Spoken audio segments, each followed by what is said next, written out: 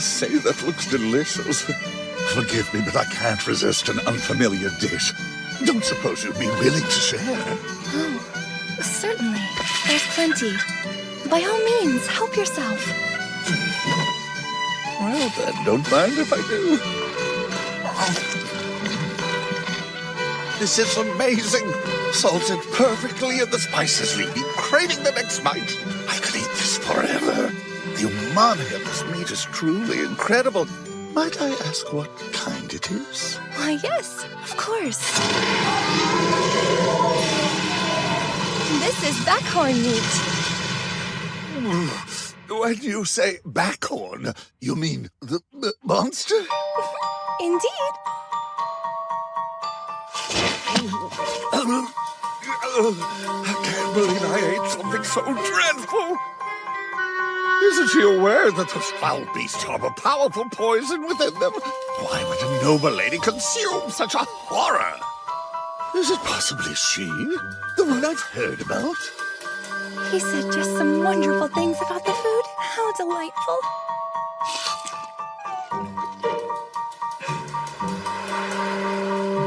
With proper preparation, even the foulest of monster meats can be made delicious. As of now, no one else understands that. But someday...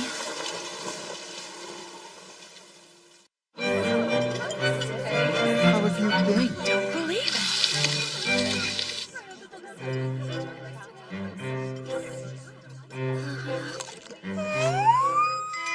So delicious! His Majesty's banquet never ceases to amaze me. The dishes served are refined and first class. Everything tastes as good as it looks. I wonder what dish I should try next. Milady, Oh, Mrs. Talbot. you do remember why you're here to begin with, do you not? Indeed. Held on this fine autumn day, in celebration of a good harvest, King Longdeus' banquet is an opportunity for nobles to sample the wares. I haven't seen you since. In other words, to meet potential partners. As it happens, I, Melfira, daughter of Count Marshalraid, as one such noble, am here shopping to find my loving husband-to-be. To be perfectly honest, the only interesting thing here is the food, but my stepmother had words. Mark me if you do not find a fiancé within the year, I am sending you to a convent! And then my father added, There is not much time, Melfi. Listen, at this point, even a night will do. I would accept anyone as long as they're a decent person. So I attended this banquet at their insistence, but... I didn't expect her to show her face today. Is that the girl? I could never approach her. A lovely face as well. It's a real shame. I'm sorry, Father. Forgive me. The nobles, none of them want anything to do with me.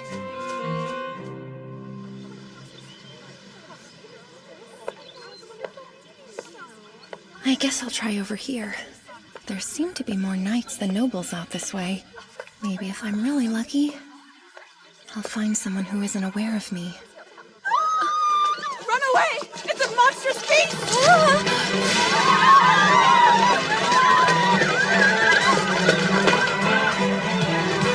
Move it!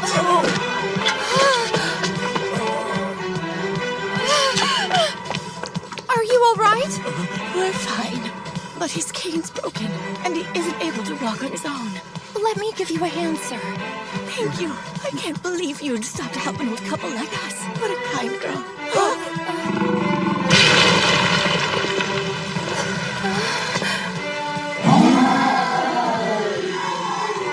Why is there a mad backhorn?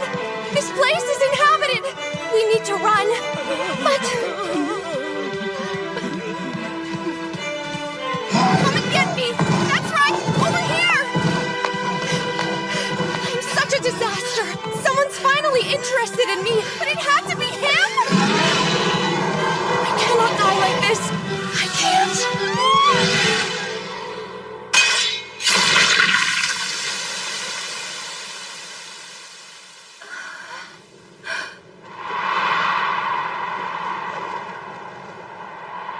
He killed it in the blink of an eye.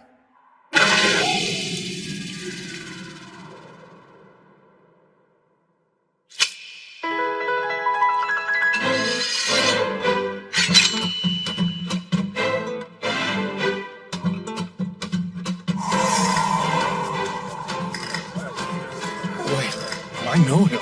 That's the Blood Mad Duke. He slew that beast with a single blow. Such terrifying power. Are you the Blood Mad Duke? Yes, I am. Does that scare you? Scare me. I've heard the stories about him, slaughtering beasts to slake his thirst for blood. He sounded more like a fiend than a duke. But how can a fiend be so beautiful? It is a pleasure, Duke Galbraith. I'm so delighted to see that you are in good health. This hardly seems the time for such pleasantries. Injured? No, I'm all right.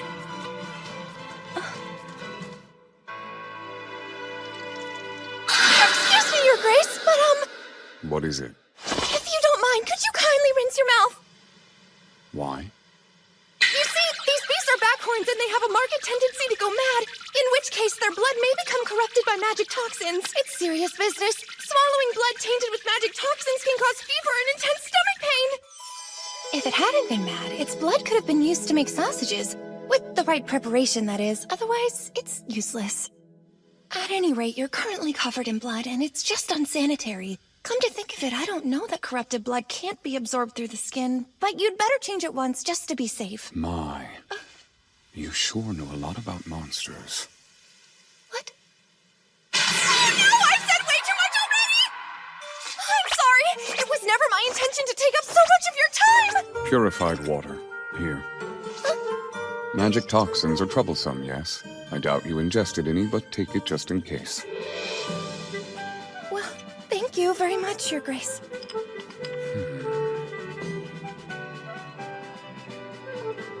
I can't allow myself to let you leave covered in blood as you are. Come along. I'll fetch you clothes. Oh, you don't need to do that. I'm fairly certain a soak in water will get the stains right out. That's what you're concerned about? Need I remind you it's beast blood? You're fine with that?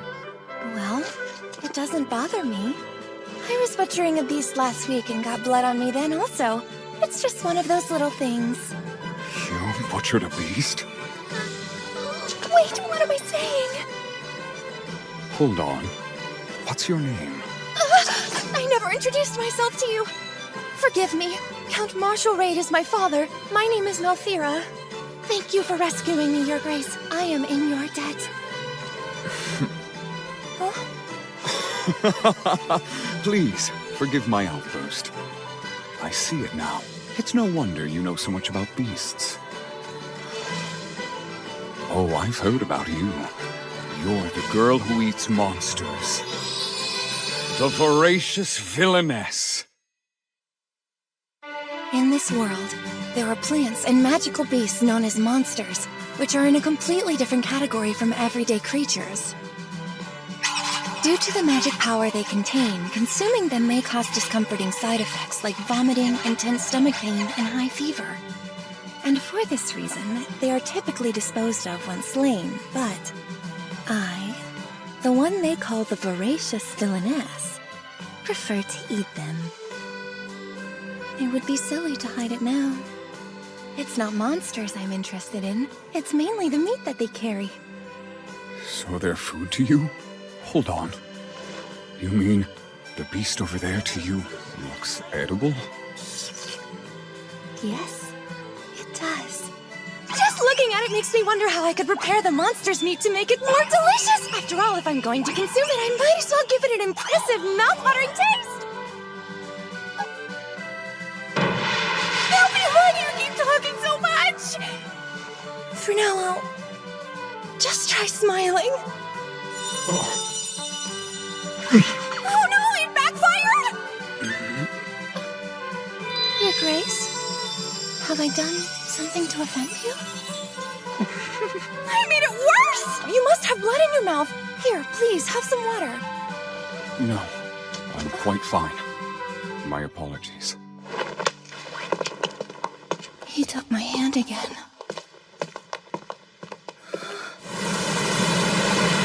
Does this mean he's not ashamed to be seen with me?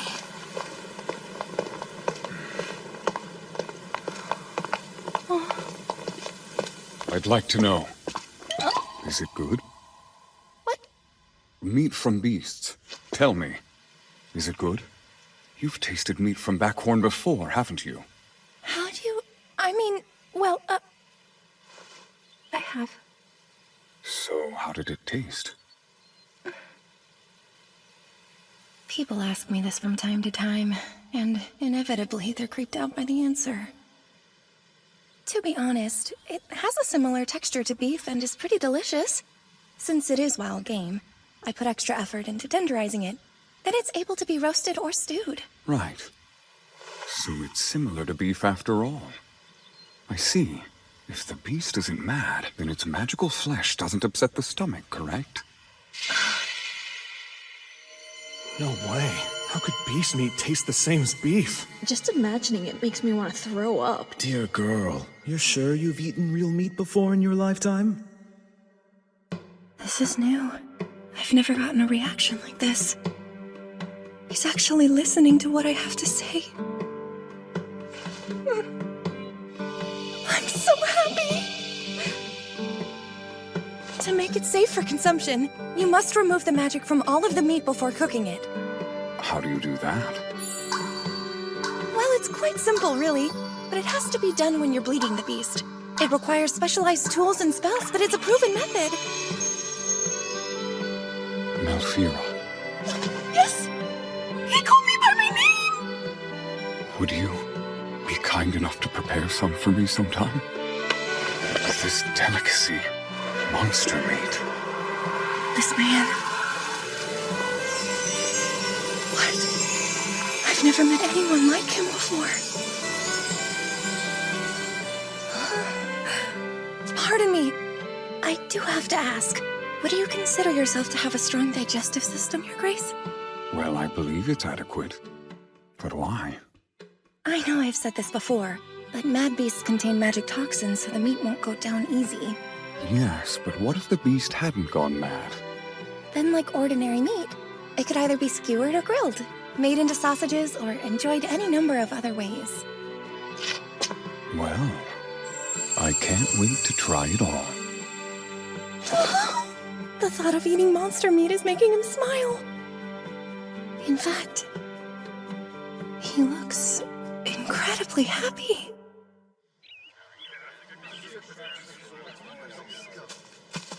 Here we are. A marvelous pavilion. I'll admit it may not be the most orderly, but make yourself at home. Welcome back, Your Excellency. Home. It would seem you have brought a guest. Count Marshallrade's daughter. Nice to meet you. My name is Malfira. And I'm Chaos Laforgue. Chaos. Bring her a change of clothes. Yes. It shall be done.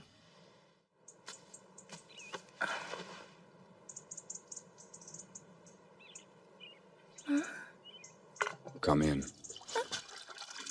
You can wash your face and hands in here while you wait for your clothes. Thank you, Your Grace, but you don't have to go through so much trouble. Don't worry about it. But I do worry. I hardly have any Backhorn blood on me at all. Please, you should use that for yourself. He's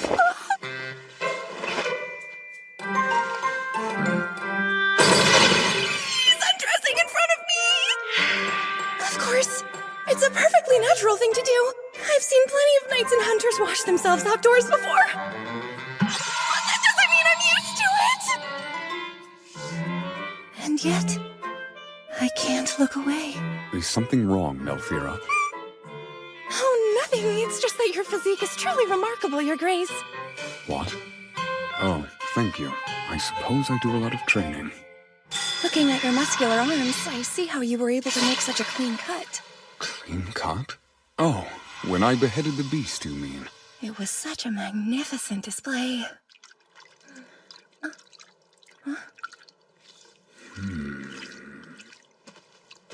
Don't mind me. Could I learn to do it? Behead creatures? Theoretically, I suppose. But if you plan to do it with those arms, you won't have much swinging power. So why don't you leave the fighting to me, all right? Huh? Leave it to you, Your Grace? That's right. Well, I'm used to slaying monsters after all. I see. Well, that is quite reassuring. Yes, it is. Isn't it, though? Is there anything you'd like to try? I wouldn't mind hunting it down for you. Now that you mention it, the great forest in your territory is crawling with numerous rare monsters, including species that are not found in the Marshall Raid lands. Oh, what a luxury! Melfira, you still have blood on you. Oh, thanks a lot, Your Grace. There. That'll do. Let me return the favor. Sure.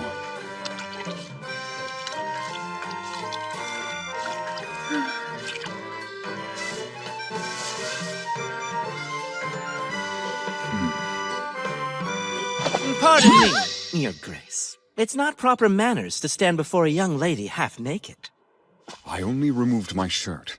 Everything else remains. That may well be the case, but it's still not appropriate. Particularly presented before the eyes of the unmarried daughter of the Count!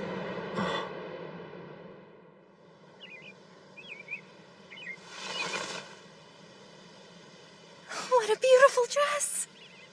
Thankfully, the Queen let me borrow it. It looks quite good on you. Wow! Splendid! I bet he defeated that beast with ease. If only I could hunt monsters like him, I'd never wish for anything else ever again! My. How odd. Normally, if you presented a monster's head to a lady, she would faint. Indeed, this is truly strange, to say the least. Honestly, now. Perhaps for His Grace, spring has finally arrived. I appreciate you providing an escort for me. And thanks again. You saved my life today, Your Grace. You have my sincerest gratitude. It was such a pleasure meeting you. This is goodbye, for now. Likewise. Next time we meet, I'll bring a gift. I would be obliged should the chance arise.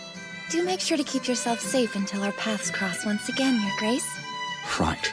You may look forward to it. I will procure a well-marbled royal moodle for you. A royal moodle?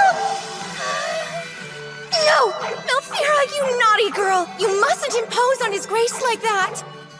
And yet, if I may, the flavor of the meat will be at its finest if the moodle is captured alive. That's so. Capturing alive. Well, that does increase the difficulty, but I will try. I have heard every rumor about the blood-mad Duke, how he's a bloodthirsty fiend. Turns out, the rumors were just talk after all. He's actually the kindest soul I've ever met. Oh, yes. Please, take this. What is it? It is jerky made of scat spit, a beast from my father's territory. I was very thorough in making it, so it shouldn't upset your stomach at all. I see. Then I will happily partake. Your Grace! Why would you do that? You are very much aware that outside food should go through a poison tester first. Spit it out, post-haste! This piece of jerky is... What did I tell you, Grace? Now open your mouth. Silence! Try it now! What sharp flavor. The umami spreads throughout all of your mouth! Right? Now I crave a strong drink! So delicious. This certainly has raised my hopes for tasting other beast dishes. I have creeped out people before, and they've spread malicious rumors, so I was shunned as a result. But I knew deep down I wasn't doing anything wrong, so it didn't bother me. I mean, I knew I shouldn't let it bother me. At least, that's what I thought. But the Duke... he's too kind. The kindest person I know. Something wrong? It's nothing. I'm just a bit reluctant to say goodbye. Oh, I see. Perhaps we could pick up where we left off another time. Let's do, shall we? Of course. I would love to. It is a promise. I dreaded going to this day's banquet, but he alone made it fun, so I'm actually glad I went. Who knows? He was likely being polite or maybe just curious, interested in learning about the infamous beast-eating voracious villainess. Either way, I'm truly glad I met him. I have always avoided getting my hopes up. But maybe it's all right. This one time.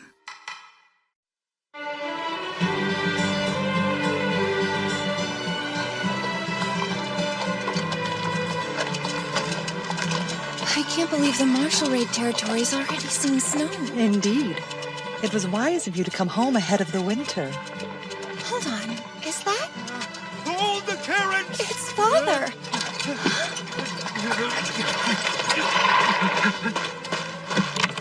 So there you are. Tell me, what is the meaning of this, Melfira?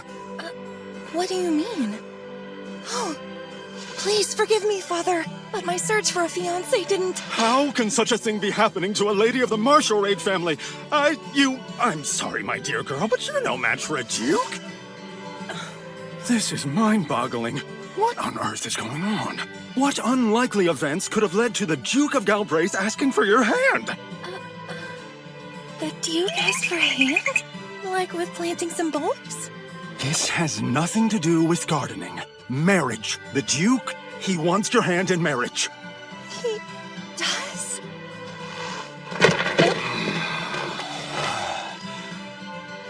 What do I even say?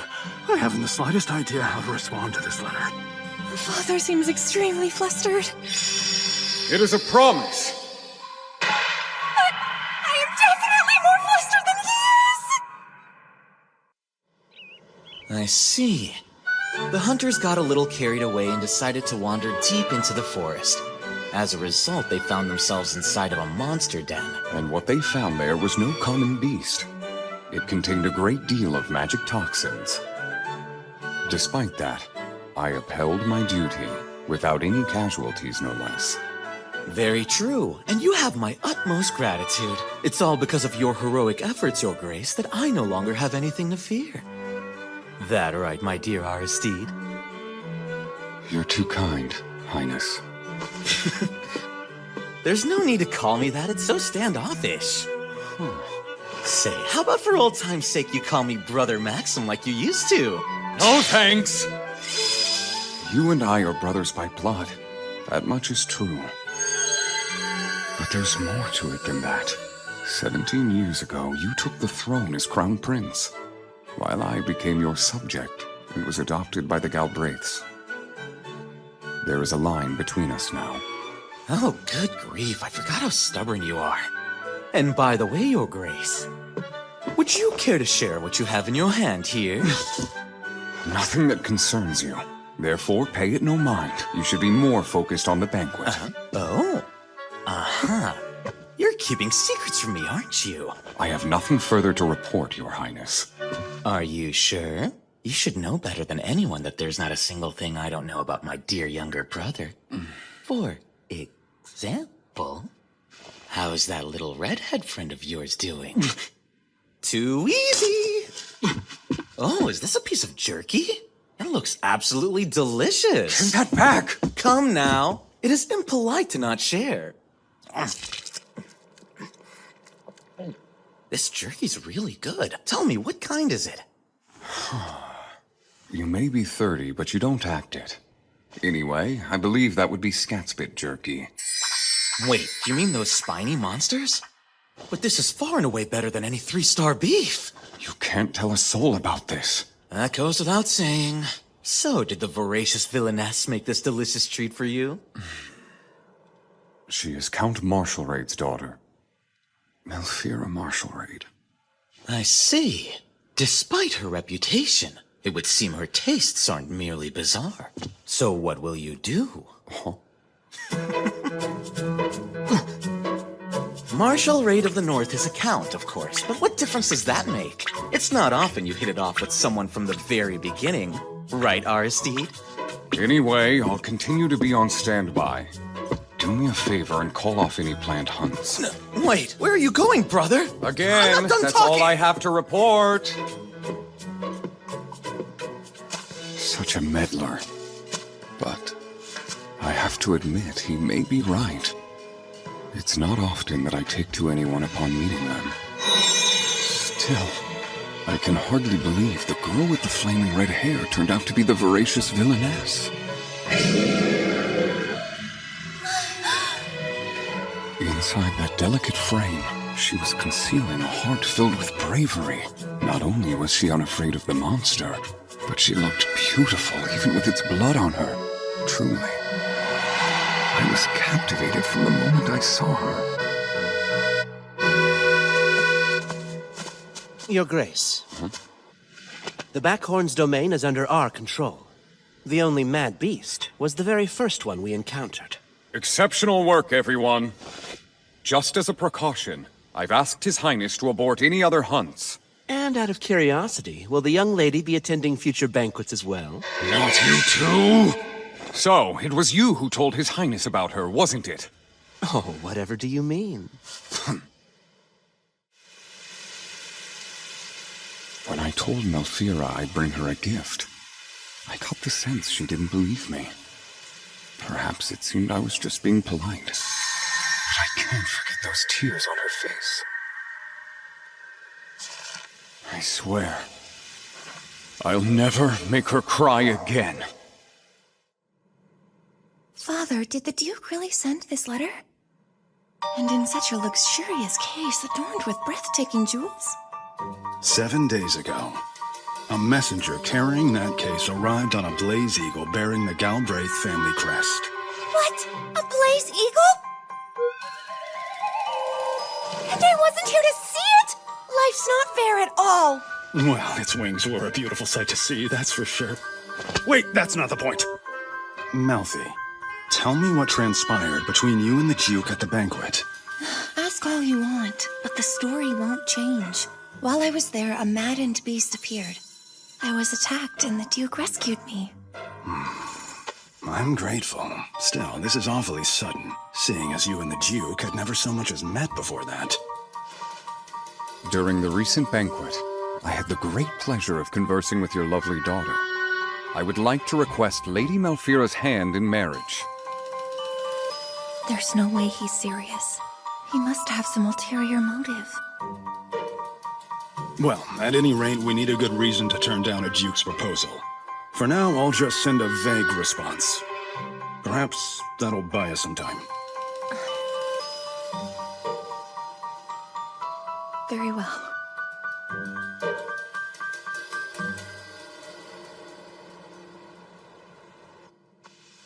I really needed that bath.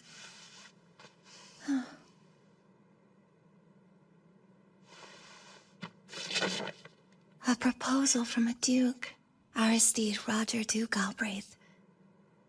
I must say it is a beautiful name. But Father does have a point. The Duke and I had never met before the banquet.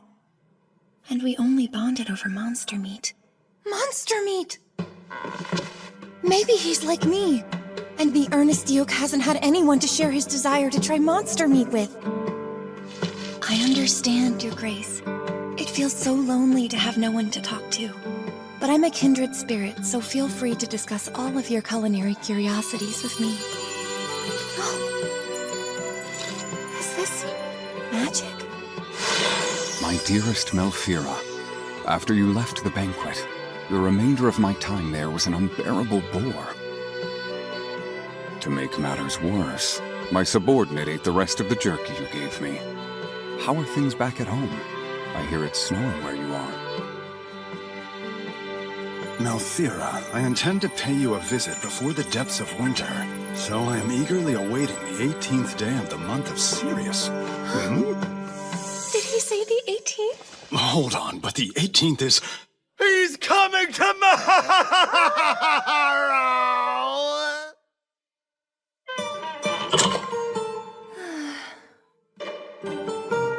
Father seems to be really flustered by this, but I can't blame him one bit.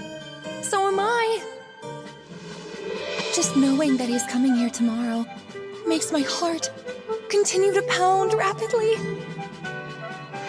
But does the Duke really intend to ask for my hand in marriage? No need to go that far if all he wants to do is try monster meat. What's the point in worrying about it right now? Oh, Mom.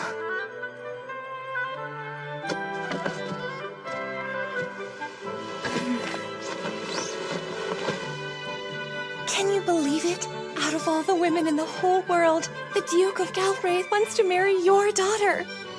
What a surprise, right? But I wonder if he'll accept it. Everything you and I worked for to make monster meat delicious.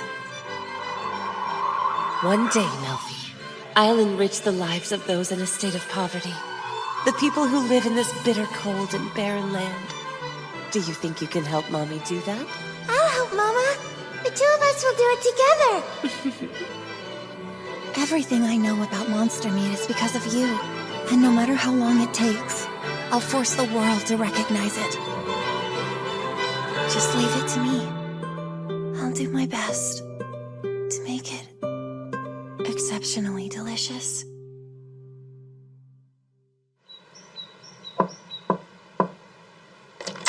Still in your nightdress, Lady Melfira? Why haven't you changed? About that. I was only awaiting your guidance, Lady Celia. Is that so? Very well. There's no way I can tell her I didn't wake up till she knocked. Goodness, your room is always so dreadfully dusty. Lady Melfira, I do know that I'm the one who told you to find a fiancé. But don't you care about how you present yourself? You're still a noble, so act like it. I mean, sure, he may be a man of high status, but don't forget, we're talking about the bloodthirsty, violent, blood-mad Duke here. What in the world is going on? Oh my! That's a flock of glacial dragons! What are they doing here? Wait a second. Melfira!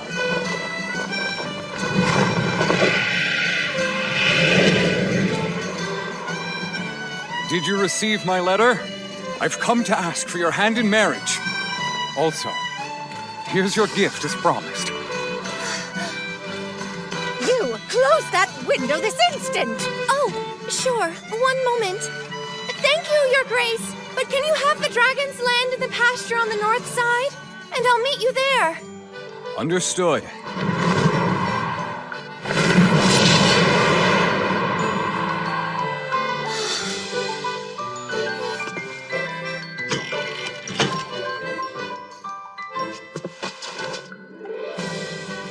What do I do?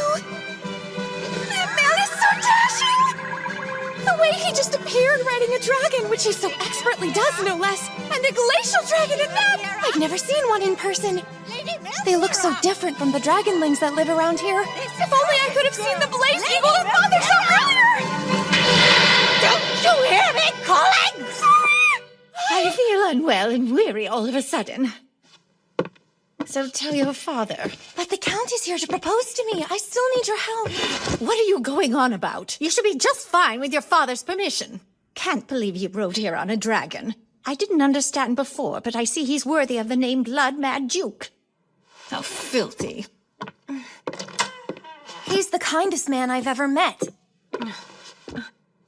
And I fully intend to accept his proposal. I'll do it with pleasure.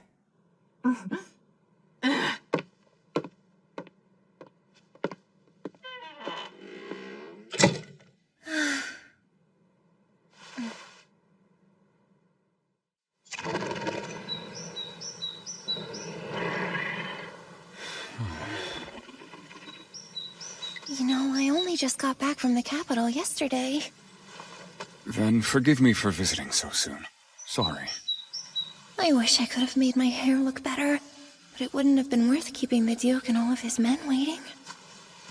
Lady Melfira, my sincerest apologies for the other day. Chaos! I truly hope you will forgive us both for our sudden intrusion. But our impatient Duke just couldn't wait any longer. Hey. Oh, it's It's all right. I'm sure His Grace was only hoping to stay ahead of the season here in the Marshall Raid lands. Well, even so, we should have awaited your reply before making our appearance. But he doesn't know the first meaning of waiting. The Duke can be such a tyrant. Watch it, Chaos. Oh.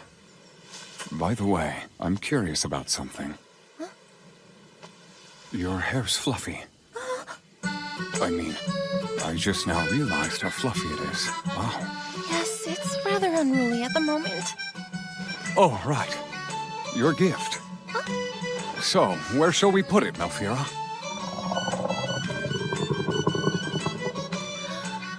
It's big. Is that a monster? It sure is. Next time we meet, I'll bring a gift. I can't believe he actually brought me something. Melfira? You're so amazing, Your Grace. Thank you. Is it fine if I take a little peek? Of course you may.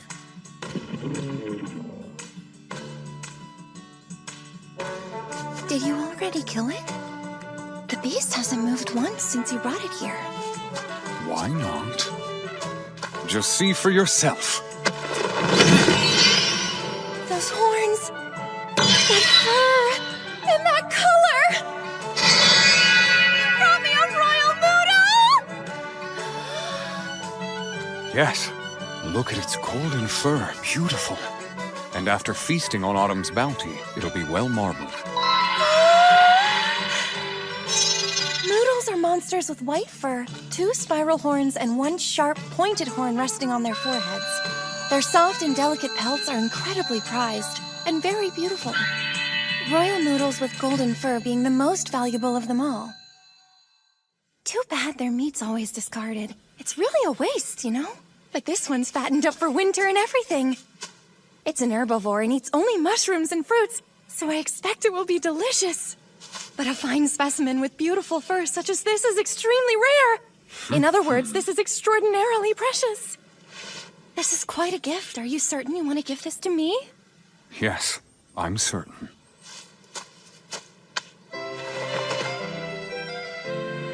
It's alive!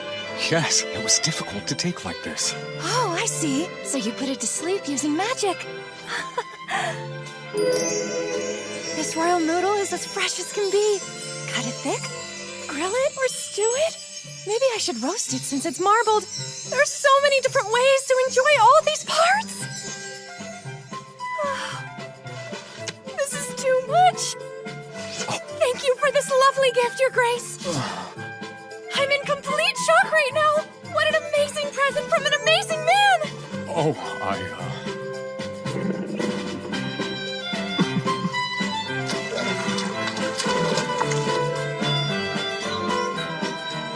We welcome Your Grace. Thank you for making the trip out here. Please forgive my unexpected intrusion. I was merely seeking out a response before the middle of winter. Oh, that's right. How did I forget that? The Duke of Galbraith came all this way just to ask for my hand in marriage.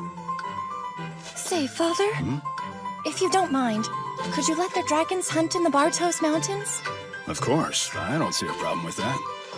But is that thing over there not food for them? Not quite. Actually, that beast is for me. Huh? Wait, so the Duke knows about your particular taste in food? Well, not only does he know about it, but he told me that he's interested in trying my cooking as well. Could we open the facility too? I suppose that couldn't hurt. Also, we could use that to stable the dragons. But still... Count Marshallraid. I know all about the cruel rumors that have been spread about your daughter. And yet, I understand her. So I'm proposing in spite of them. That's a relief to hear. You must be genuinely interested in her, then. And by the way, I would like for us to do something about her gift. Before it awakens, I mean. Huh? Wait! It's alive! I must say, this is certainly a most valuable but dangerous gift. I've insisted on trying this delicacy called monster meat. So if you don't mind, I'd be delighted to see how it's prepared. I see. Well, Your Grace, You've just arrived a short while ago, but you're privy to the extent of things. All right, then. Without much ado, I shall reopen the research facility immediately. In the meantime, you, your men, and your dragons may make yourselves at home. Melfi, how would you like to give His Grace the grand tour? I'd be delighted.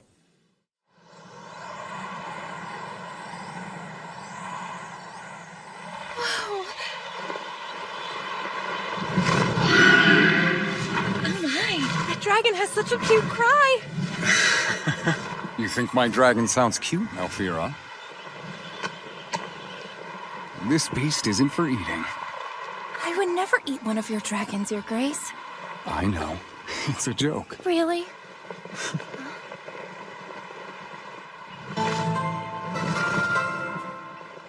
The time's finally come. The research facility's there. What's wrong? Afraid? Of course not. I just never rode on a dragon before. But I'm fine as long as I'm holding on tight. Mother's research facility.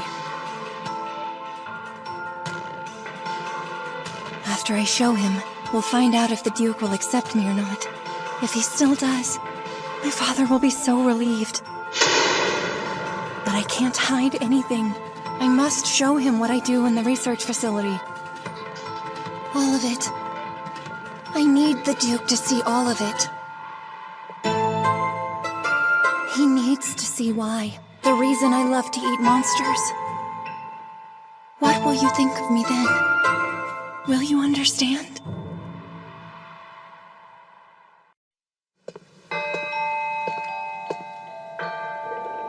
Ancient runes.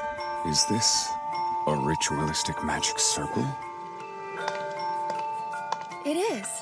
My mother devised it, but I've made some tweaks. Just a few small improvements. This is where I prepare monsters, how I make them safe for consumption. I am the one who takes your life in order to live. Your body serves as my sustenance. So this is how you drain their toxic magic? Pretty clever method. Though it seems like a magic circle alone wouldn't be enough. Oh no, it's not. The circle works to siphon the magic, but a receptacle is needed to contain it.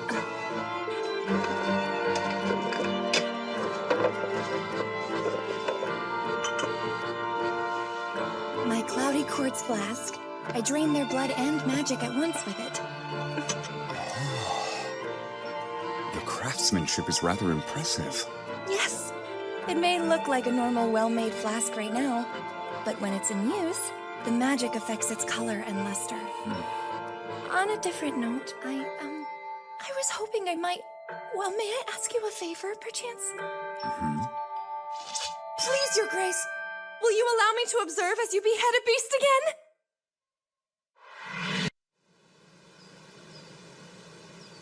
Before draining the beast, it must be prepared and sheared of its fur. Cleaning a monster this large, in all honesty, it might take a little time. Unless anyone cares to assist?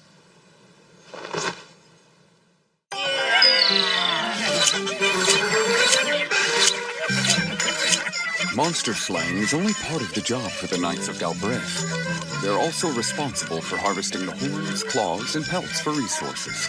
And they are quite skilled at shearing. That is incredible! It's so soft and fluffy. This fur will make the most superb thread. It will be exquisite enough to dress the entire royal family. This is the real prize. I'm simply dying to know how it will taste. A well-marbled royal noodle, how exotic! You'll make for the finest cuisine. Ready when you are, Melfira. Tell me when. Just one other thing. And this I promise, your life will not be wasted. I shall honor it properly, with the utmost reverence and care. Loe red Arnier, Wodana Magix, Balmiru Esteris. Now, Your Grace, please proceed. As you wish.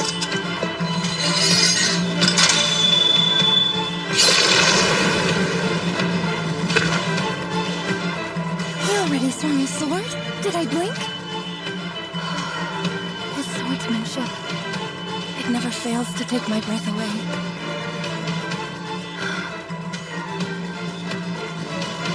How was that for you? Remarkable!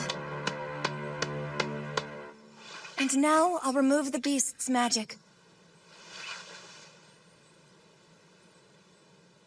Id Darnia, Oldana Magix, Balmiru Stiris.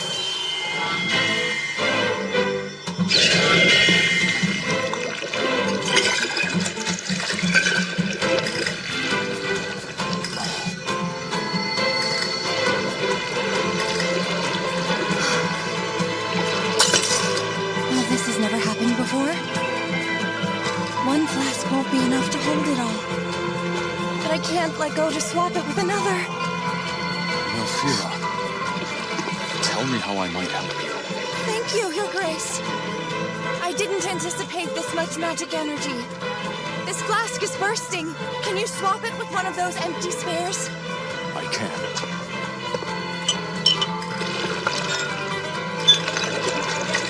Many thanks, Your Grace. Are you sure that'll be enough? Yes. Luerid Anie, Oldana Magix, Balmiru Esteris, Untra, Ian Brion.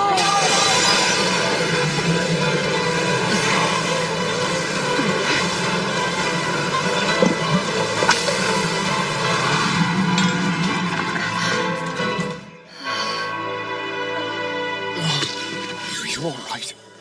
Oh, yes, I'm fine. Thank you. That seems to have done the trick. It's almost perfectly I preserved. was expecting it to be more desiccated, but it looks rather plump. It's a careful extraction process. Only the blood and magic are removed. Retaining the moisture is the key to delicious meat after all. Consider me impressed. How did you come to devise this method? Oh, I didn't. My mother conceived it. 17 years ago, the Marshall Raid lands had faced drought and famine, and many of its people were starving. Natural resources are scarce here, and the soil is hardly fertile. But the land is abundant in monsters, so my mother began researching how that might be used to our advantage. If we can take all this and make it simple enough that anyone could do it, then monsters would no longer be a nuisance to the people, but a food source that can save them. I took on the research after her death, vowed to carry the torch in her name. Of course, I can't deny I've also been getting a little personal enjoyment out of sampling rare monsters, and by a little, I mean a lot. But anyway, If I may, I do have one other question. What will you do with this? Oh, I use it as fuel for making fires. You make fires with it. Indeed. With this much, I'll be all set. I have enough fuel here for cooking and powering the lights in the facility for 2 months. That's really all you'll do with it? Well, yes. Why? Is there anything else it can be used for?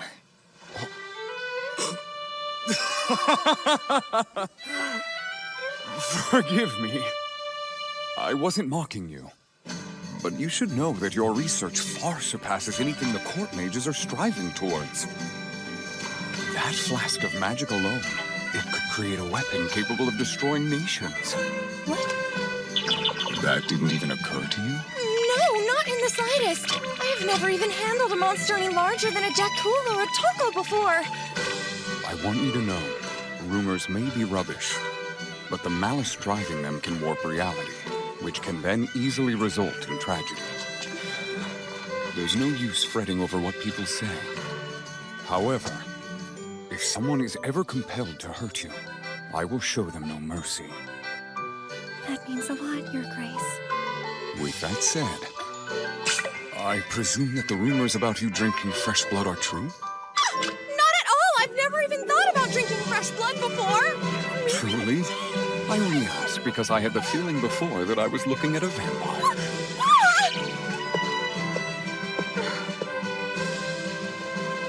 Your red hair mesmerized me like a wildfire, not to mention your vibrant green eyes, more radiant than beryl. It It was then I realized I would give up anything for you, even my very life. What? Stop! Please don't tease me. You weren't mesmerized, and my hair was just reacting to the magic. I meant what I said. I wasn't teasing you. Oh, really? Well, if that's the way it is, your eyes looked beautiful, glittering with magic energy, and with your coat fluttering behind you on your dragon, you looked magnificent! I did? Sorry, that was... No, Well, that was embarrassing. Utterly devoid of charm. What? So, moving on, we'd better get to work butchering this monster. Who knows when the mansion will call us back? Yes, let's do that.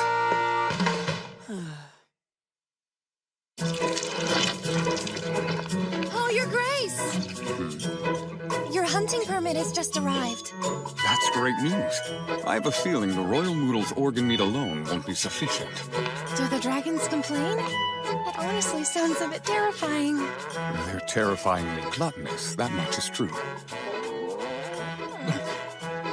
And how about you? I imagine you must be famished, Grace. I don't think I've ever been so hungry in my entire life. And that tasty-looking hall's just sitting there waiting for someone to eat it. It's almost like it's taunting us. It truly is putting my patience to the test. Aged meat is perfectly delicious, but When are we going to have another chance to eat it fresh? I doubt anyone would even notice if we sliced off a bit for ourselves and boiled it. There's plenty of it. No one will miss one of the finer cuts. Those are my exact thoughts. I have to say, you're a naughty one, aren't you? No naughtier than you, Your Grace.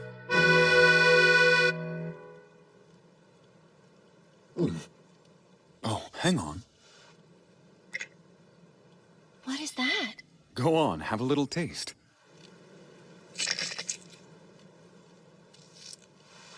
What is this? It's absolutely delicious. The simple aroma of the fresh herbs is enough to whet the appetite, and the touch of salt is exquisite. I swiped it from my head chef's storeroom. I couldn't say which, but it's a blend of various spices. Now listen, this is a test. We're just making sure the poison's gone. Obviously. Well then, let's get to it.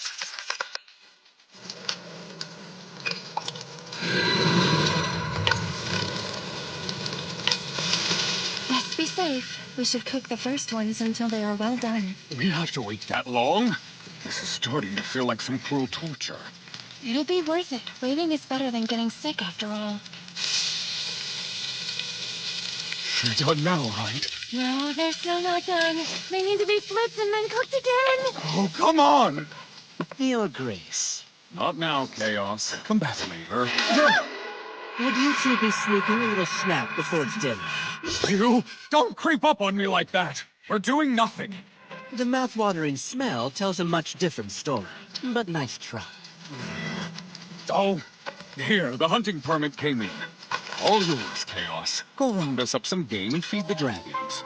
Thanks, I'd be happy. But I must insist you join me. But I can't. I'm busy helping Elfira. Really? Your poor dragons are so hungry they're whining, and you're too busy for them? Just admit that you're sneaking a bite. All right, fine.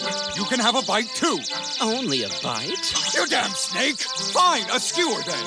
Thank you, you're too kind. However, it would feel just wrong eating before the knights. What?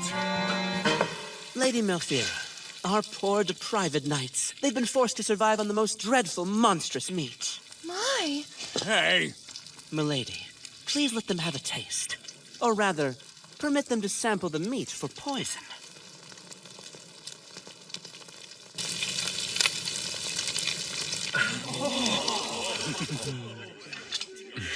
Your Grace. No need for me to take one fresh off the grill. Allow me to test that one for you. I'm testing this one. You go find some other poison to eat. Your Grace? For shame. Are you clinging to that just because you think the lady cooked it just for you? Don't tell me you're so childish. Shut up! You're the child! Oh, naive and defensive. Women do not find either of those traits attractive in a full-grown man. You're enjoying this, you wretch! Just stop with your twisted mind games! Now that's cruel. The only thing I enjoy is good food. Sir Chaos, would you mind testing this one? It would be my pleasure. Thank you for giving your life for us. Is it? Do you feel a tingling type of sensation on your tongue? Right, that's the responsible question I should ask. Well then, is the flavor all right? What does the royal noodle taste like? Does the meat pair nicely with the spices? But that's all I'm really interested in hearing about! Yes! It's not even the slightest bit gamey. Furthermore, each bite melts like butter. It fills the mouth. And it swallows as easily as a cool beverage. Wow! A melting beverage? Quite delicious, I have to say. Oh, damn it! Enough with the torture! Chaos, there's no poison, right? Do you feel weak? Did it upset your little stomach? No, I have yet to notice any negative effects. What's more, it tastes nothing like that foul dreck we ate to stave off. So then? However, it takes time for magic energy to cause a stomachache. Well, I've never suffered an upset stomach from magic toxins, so I can't really speak on it. Although, I have done plenty of research on the subject. In some cases, symptoms immediately emerge, but it can also take all night before they develop. I'm not waiting for breakfast! You ate and you're fine! It's my turn now! His Grace is right! Let us eat Sir Chaos! I can't hold off any longer. Attention, knights! Listen up! The meat is bound to get cold soon, so let's eat it while it's warm. Yes, we might get sick, but I will have the medicine prepared and waiting. And we will give you the best care we possibly can at the mansion.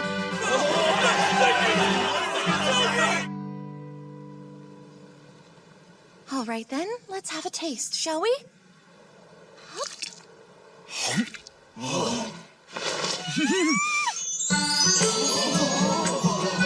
Incredible! There's no gaminess at all, not even a trace. Even though it's cooled down some, the fat hasn't hardened and it's still so juicy. The royal noodle is an herbivore, you know. That is why it has such a rich, palate-bathing essence of fruit.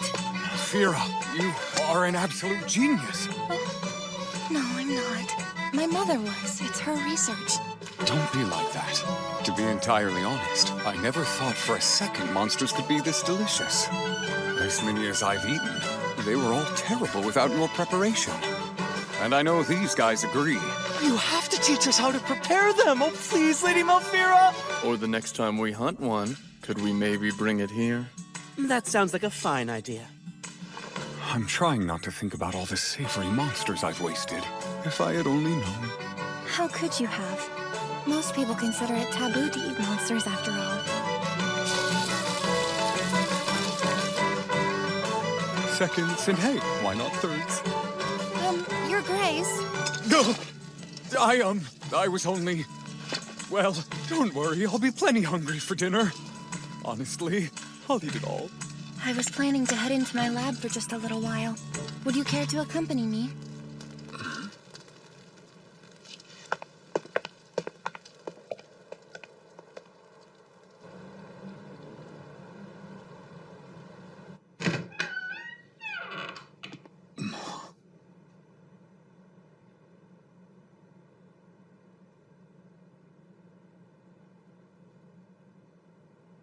Wow, this is incredible. Sorry for the mess. It is a bit cluttered. Wouldn't be a proper research lab if it wasn't. Oh, are those... They look like scatspit spikes. They are. I use them to construct the traps I capture monsters with. You make traps too. You are well stocked in surprises, aren't you? Who joins you when you hunt? I'm assuming the knights assist you? Sometimes. Other times I enlist local hunters. Although I often prefer to hunt on my own. All by yourself? How does the Count feel about all of this? And the others living here? Do they take issue with your research? Well, they have their beliefs, and I'm not trying to change them. And that's putting it nicely. Everyone around here has complicated feelings about my mother's research, to say the least. Even the scores of people my mother saved from death by starvation. They deny that they survived by eating monster meat. They're too ashamed to admit it. I take it they're animists? Yes.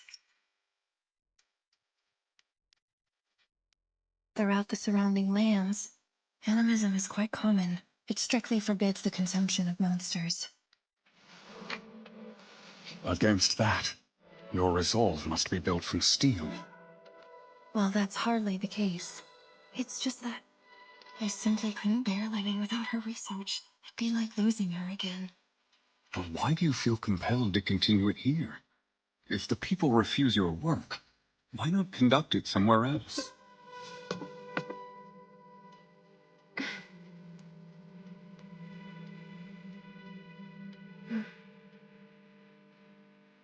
17 years ago. Do I need to remind you what happened then? Of course not. Those events are the reason why I ended up as a ward, after all. That's where your story began as well, huh?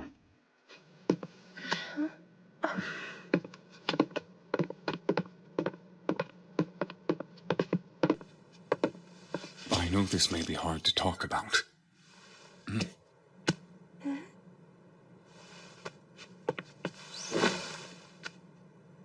So we'll sit here together, and you can tell me about how you became the voracious villainess. Hold on, Your Grace. My name is Aristide.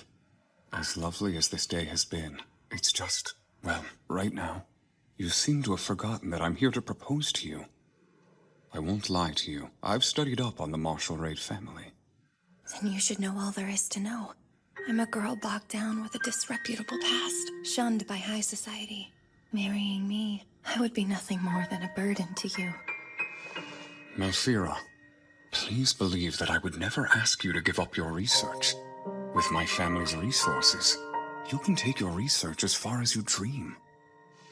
I simply wish to know more about you.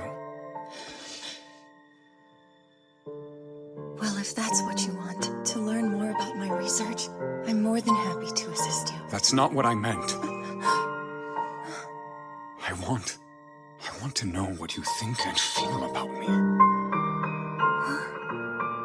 I am the blood-mad Duke. Does that not frighten you? A Duke in name only, ill-mannered, and soaked in the blood of the monsters he's killed. So what does that mean to you? When he said he wanted to know more about me, is he scared that I'm repulsed by him? When he said he wanted to know more about me, is he scared that I'm repulsed by him? I wouldn't dream of calling you scary. On the contrary, you're rather valiant and handsome, Your Grace. Handsome, you say? That troubled look on his face is a bit concerning. Did I say something wrong? And are these words from the heart? Of course! You're highly attractive, Your Grace. I can honestly say anyone else would agree.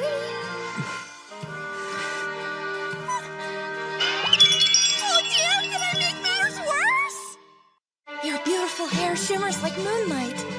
My hair is the dull gray of a mongrel's pelt. And when those amber eyes of yours glowed golden with magic, it was simply stunning. What you glimpsed was the sight. Were you not disturbed? Not at all. I can still see you beheading that backhorn, your eyes shining a bright, beautiful gold. It's a vision that's seared into my memory. Perhaps you were bewitched by the power of the sight, no? That's not it. It's you. Your intensity was what truly bewitched me. Very well. As long as you are comfortable. Quite. Consider this. There are few brave enough to take up the sword. Slaying a beast is an important duty, and someone has to do it. Given that, what right do I have to look away in disgust?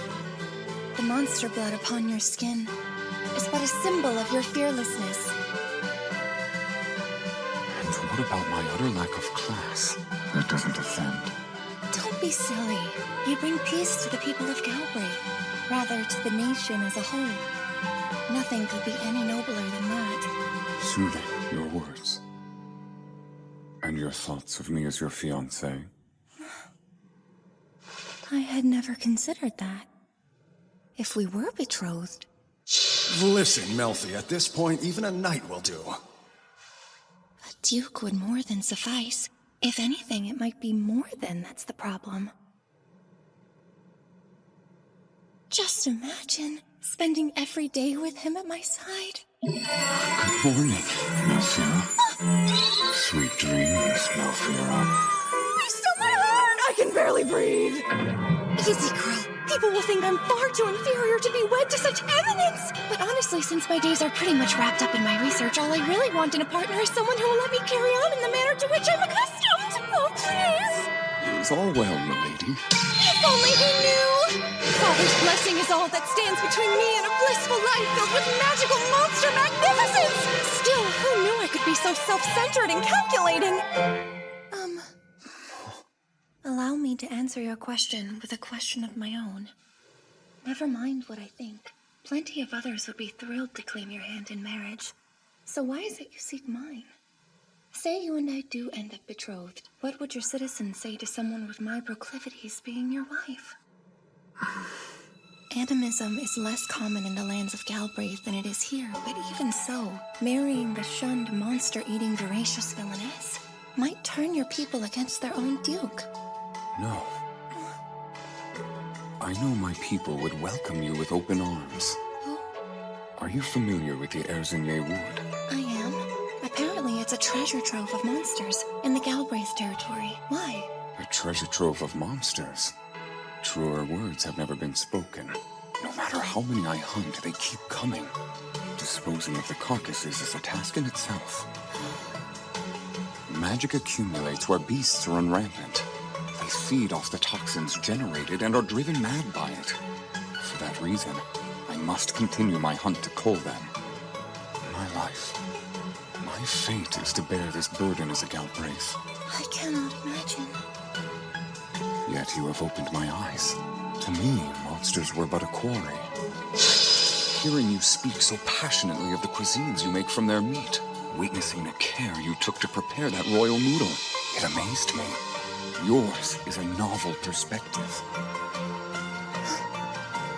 We consume monsters as well. But never did we imagine there existed a method to thoroughly drain them of their magic. I have little else to celebrate, at least when it comes to talent. Come now. Turning a nuisance into a food source is more than worthy of celebration. Take heart in that.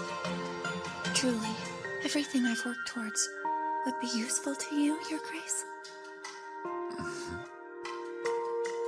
What now, Mother? For so long I've dreamed of such a thing. For even the voracious villainess to help someone. For your research to see the light of day. Melfira. As my wife, you will have everything you desire. Protection from man and monster. Bring your knowledge to the Galbraith lands, and it will be used to feed hungry people in need.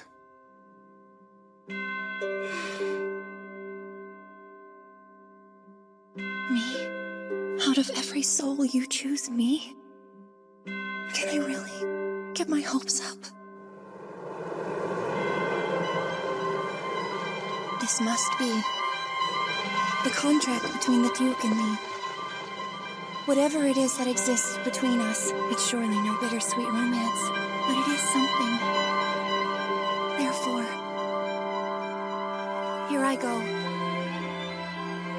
I am delighted by your generous offer, from the bottom of my heart. Meeting you has given me new life.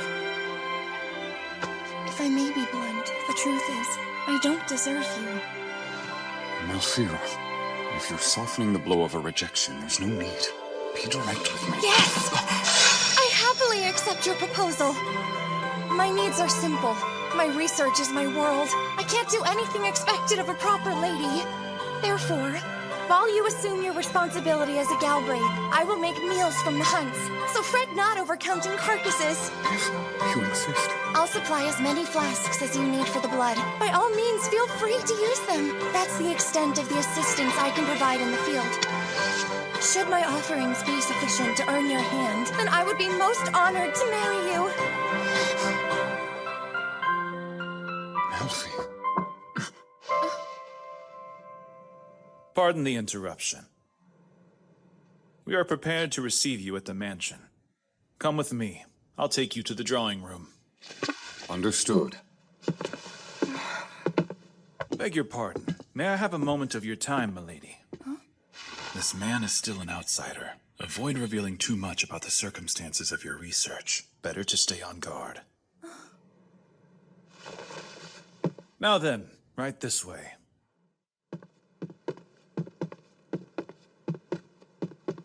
It seems this man was listening in on our conversation. Earlier, too. Granted, the notorious blood-mad Duke proposed to the Count's daughter.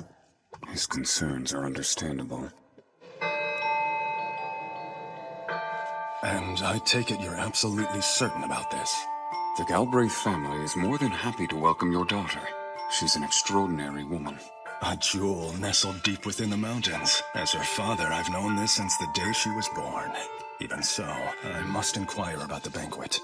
That day, it seemed all but certain to be a dreadfully dull occasion. When the berserk beast appeared, I was hardly surprised. I only meant to kill it and be done. But when your daughter saw me splattered in its blood, she did not fear me. Nor did she look away from my sight in disgust.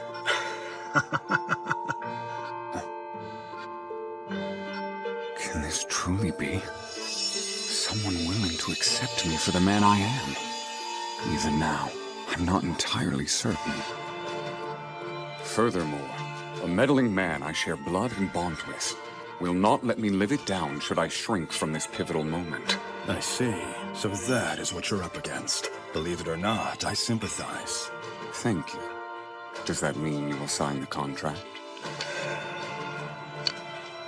Before we move forward, her diet, rather her studies, are sanctioned, encouraged, in fact. Moreover, obviously, you've taken a liking to my daughter. That much is more than apparent. Liking? Huh? Such a word does not even begin to describe my feelings. Desire would be more appropriate. Be that as it may, I'm curious. For generation after generation, the Galbraith family has adopted heirs. Why then do you seek a fiancé now? That is a perfectly natural question. The truth must come out at some point, yes? Firstly, allow me to explain to you exactly why I want her. I'll put it plainly. Her soothing manner and charm. Goodness me, you, sir, are quite the character. No, not in the least. I speak from the heart. For too long, I suffered thinking of my daughter's future, disgraced in a land of animism. If nothing changed, I was planning on sending her to a convent. In terms of what's best for Melfi, I was loath to do so. But I am obliged to consider my station as a count. What could be more pathetic than a father who cannot even protect his own daughter? And yet, Fear not. You may leave it in my hands from here, under the Galbraith's household. Malfira shall come to no harm. After that, the Duke returned home. 10 days went by, and then... Lady Malfira, where shall I put these? Huh? Let's see. Fragile items go in wooden boxes, and keep the documents together. Does this one look good? And if it is, could you please seal it, milady? Of course. Let me check it out. Lady Malfira, how about this one? Coming! Oh, and this one too, please! On my way! As I prepare to move to the Galbraith lands, my room has grown packed with items brought over from the research facility. At the request of the Duke, All of the facility's contents are coming along with me. It's a big job, so he left behind some knights to help get it done. As of the Duke's recent visit to our lands, it's official. He and I are engaged. There's one thing, though. What's with this contract? From the looks of it, it's under the effect of some kind of powerful magic. Is this really all right? Be not concerned, Melfira. It is my way of promising you that our engagement will not be broken. You see, your own earnest resolve. It so moved me, I wanted to meet it. Still, let's do keep this from chaos. He'd find some reason to gripe about it. Goodness me, Your Grace. With that, you are now formally betrothed. Indeed. Also, if I may, Your Grace. Go on. Please don't say anything to my daughter about you-know-what. Oh, you acknowledge it then. You are the one responsible for spreading the legend of the voracious villainess.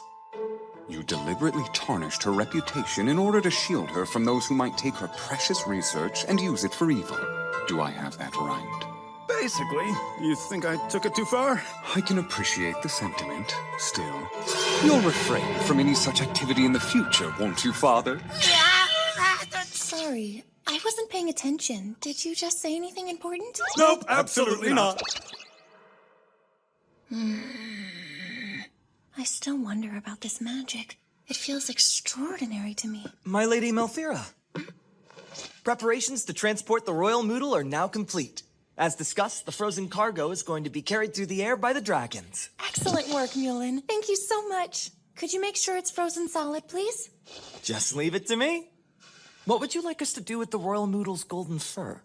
Oh, you don't have to worry about that. I've decided the fur can all stay here. It'll be woven into coats for Father and his son. Very well, my lady. Thank you once again. Well, all right, we're almost there. Should be done by the time he arrives. I wonder, is it normal to move in together with your fiancé so soon after getting engaged? According to the Duke, the winters here are painfully long. Must I truly wait until spring? his lands are unique, and he wants me to start getting acclimated to them as soon as possible. But am I ready for life with him and his family? Mother, what was all of this like for you? I'll never know. I lost you too young to ask you so many things. I don't know the first thing about being a homemaker. My good lady, your escort has just arrived, and the master is awaiting you at the main house. It seems the arduous task of packing is complete. You may feel some sadness, but this is above all a joyous occasion. You're right. Thank you. I trust you'll look after my father, Herman? It goes without saying. Now, are you quite ready? Yes. This old room of mine, I won't be returning to it. Well, if nothing goes wrong with this engagement, that is. But surely...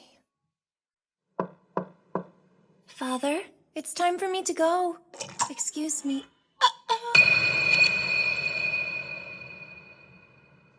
Lady Celia, I wasn't expecting to see you. What kind of stepmother would I be if I weren't here to see you off as you depart to get married? I feel ill from the stench those dragons are giving off. Where is my father? Outside, making one final check that your belongings are in order. To think, that frightful room of yours, finally purged of all your trappings. I trust you aren't leaving anything behind. Only the golden fur of the Royal Moodle.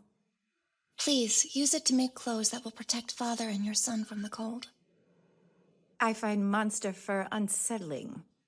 Nonetheless, it's quite rare and valuable. Far too good for me, I'm sure. Is that so? I'll take my leave now. Thank you for everything. What a performance! I should think it would take better acting than that to seduce the Duke.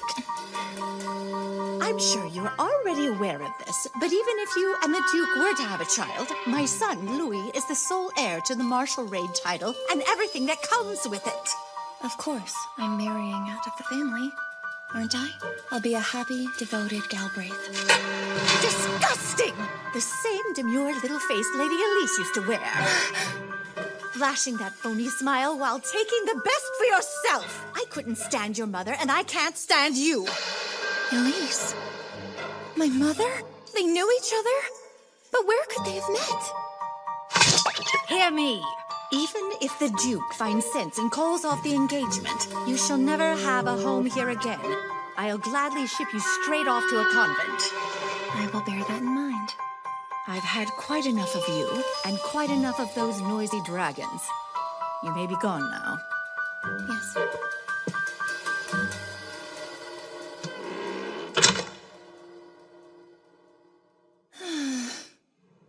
Of course, it all makes sense in the world for Lady Celia not to like me.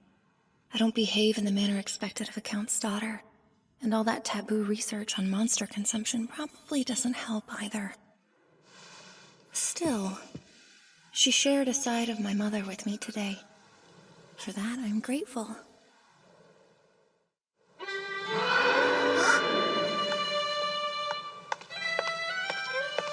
Hi, Father. Ah, Melfi. Looks like you're ready to begin your journey. Yes, all packed up. That coat looks good on you. I know it well. Elise wore it the day she and I were married. I had no idea. Come to think of it, she was originally from the south, right? The winters in the Marshall Raid lands must have been a shock for her. That they were. She was so excited to see her first snow. Maybe too excited, considering she immediately got a cold. Oh dear, poor mother. Elise had her serious side, but she could be silly too. Sometimes she acted just like a child. Oh, my daughter. I should have spent so much more time sharing stories like this with you. Please forgive me. You've nothing to be sorry for.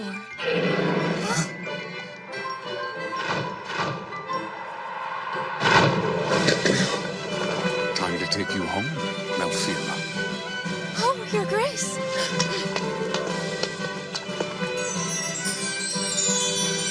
I hope all is well, my most precious bride-to-be. Goodness me, it looks like you're blushing. No, what did you expect? I just was. Will you stop teasing me already? Why, Your Grace, I must say, I'm taken aback you'd be so bold as to behave as such in my presence.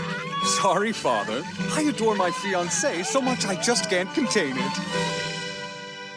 You have everything you need? Yes. You're sure you don't want any of this? It is quite a lot. Everything there is either transcribed notes or planks I used to write on when I didn't have any paper. In that case, shall we burn it? That sounds fine. Well then, it's come to this, Count Marshall Raid. I'll be taking your daughter and going on my way. Farewell, dear. See you in spring. Actually, it'll be a bit longer than that. I'd like her to stay by my side until our wedding in the fall. But, Your Grace, we still have to prepare everything she needs to marry into your family. No need. I'll provide anything she could want. Please, we've matters yet to discuss! My dear father, set yourself at ease. Your daughter will be well protected. I possess both the strength and the status to see it done. Oh, yes. And then there's the matter of burning that waste, which would be quite a chore for you, no? I'm in a generous mood. Please, allow me.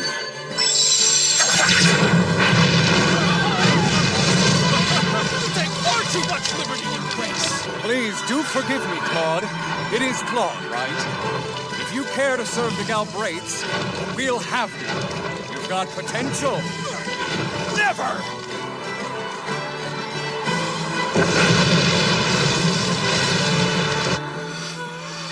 The flames reached ever skyward. To my eye, they resembled a fireworks display in celebration of our new life together.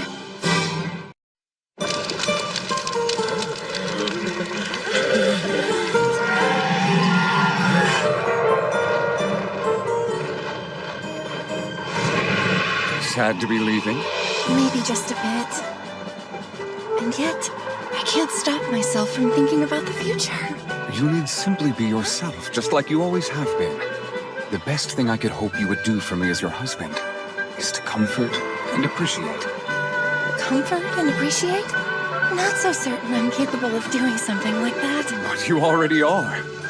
I mean it. I feel comforted already. Besides, I enjoy our conversations about monsters. In Galbraith, you can devote all your time to research. I'll even hunt the monsters for you. Recently, after the knights tried your royal noodle, word has spread rather quickly. The men are all excited to see what you'll make next, if it's not too much trouble for you. I'd be delighted. Glad to hear. So considerate. The Duke truly is a remarkable man.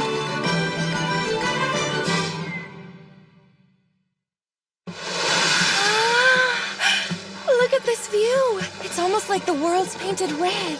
Lovely, is it not? So very much like your red hair. But my hair doesn't look nearly as lovely as the sunset. I disagree. When you activated your magic circle, it radiated just like this. But the sun pales in comparison. The memory of it still captivates me. You're beautiful. I really don't mind his grace touching my hair at all, but it's embarrassing. I keep getting flustered by him. I do hope I can manage, but I'm not sure.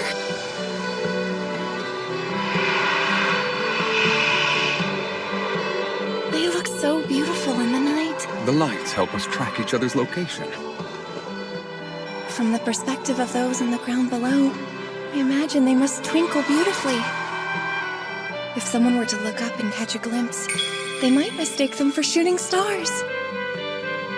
Dragon shooting stars. How wonderfully magical.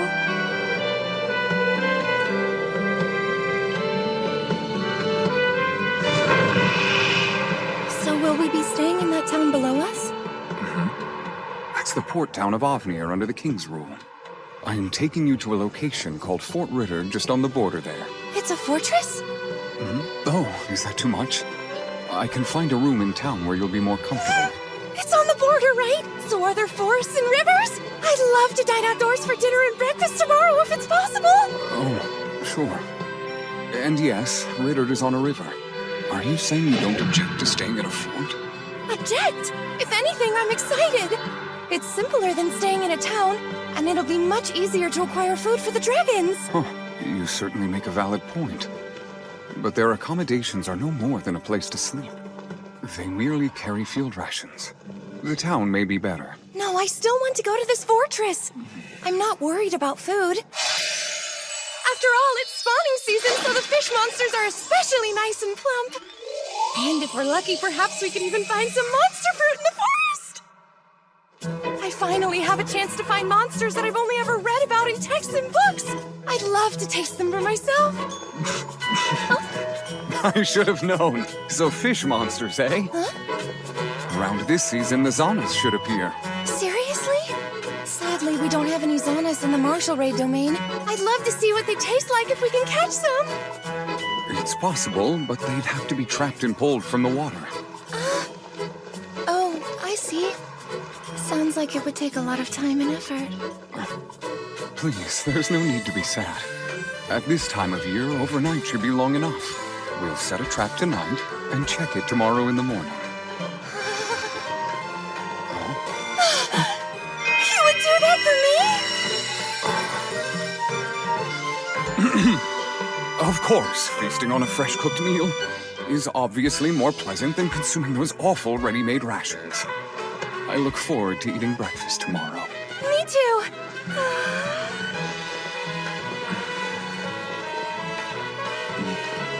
The Duke is so sweet, but that worries me a little bit. I really do hope he isn't overextending his generosity just to make me happy. Now that I think about it, Chaos did say... Lady Malfira, our poor deprived knights. They've been forced to survive on the most dreadful, monstrous meat. Pardon me for asking this, Your Grace, but have you ever cooked any of the monsters that you have slain? I don't know that you could fairly describe them as cooked. They were what? Just terrible. tough and gamey. It was our last resort on extended expeditions when we couldn't stand the hunger. We cooked it through in hopes of avoiding stomach aches. But alas, those hopes were utterly in vain. That's what happens when you don't remove the magic toxins first. May I ask what monsters you've tried? Well, there's Beluvia, which was especially tough. They were all gamey. But the gamiest by far was Screamwood. And Gargantus was inedible in every aspect. Awful. So foul it would never pass as food. Its outsides appeared engulfed in flame and rock. Its insides were like sludge. But as to whether I consumed that sludge in my famished desperation, my memory fails me. We're almost there. I'll take the dragons down. All right. Hold tight, and do not let go until we reach the fort. Yes, Your Grace. Good.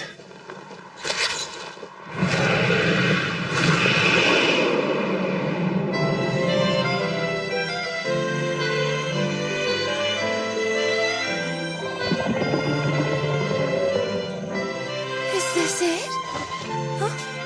Same accommodations as last time, I assume. Oh, well, about that. His Grace has a guest accompanying him. He's brought someone?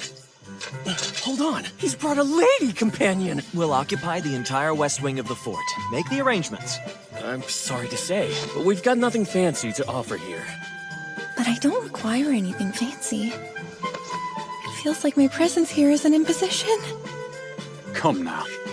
We must begin unpacking all the items that we need. Very well then.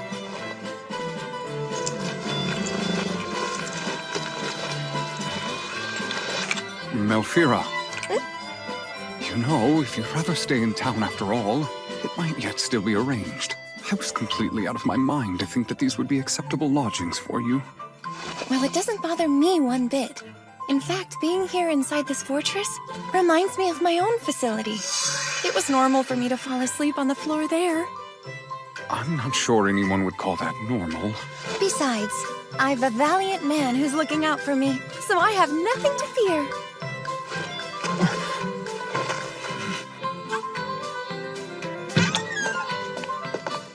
This will be your room for the night. You should get some rest. You must be exhausted. Not at all.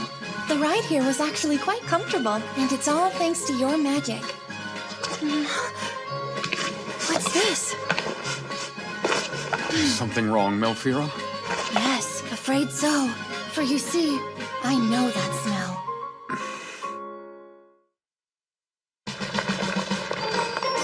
My suspicions were correct. Huh? You two are making grain porridge. What are you doing here in the kitchen? I'm sorry, but you can't be here, Lady Malfira. Don't worry, I have permission from His Grace. More importantly, let's discuss this meal. Will this porridge fill anyone up? Guess not. Well then, how about we add this? Is that royal noodle? Yes, and salted at that. And you're all right with us using this, Lady Malfira? Of course. Also, please, call me Melfi. Royal Noodle. So is this the meat of that golden beast? Come on, don't make that face, Seth. Our Lady Malfira, Melfi prepared this for us. And I'm guessing you weren't present for the tasting either, were you, Zeth? No, I was not there. Are you sure you and Chaos are mentally well? Yes, we're both perfectly fine.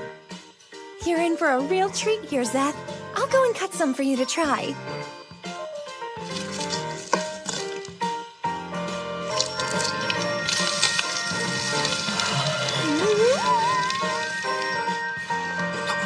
Don't worry, there aren't any magic toxins. I promise it's safe to eat.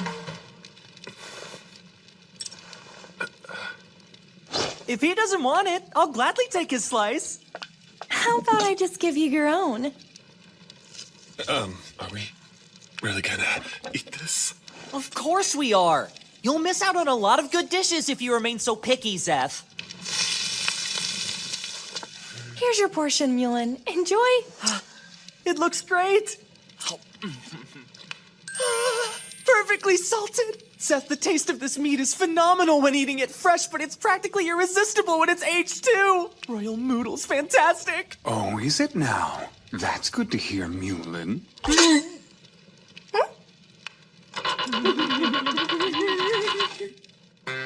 Do you mind cutting off a piece for me as well, Melfi?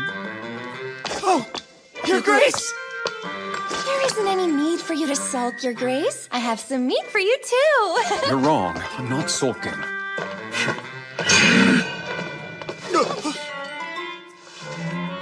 Here, open wide. It's best to eat it when it's piping hot. How do I get His Grace to eat it? I've got an idea. Actually, once upon a time, the Marshal Raid's nearly 3-year-old son was being picky and refusing to eat. And then the nanny said, "Here, say ah."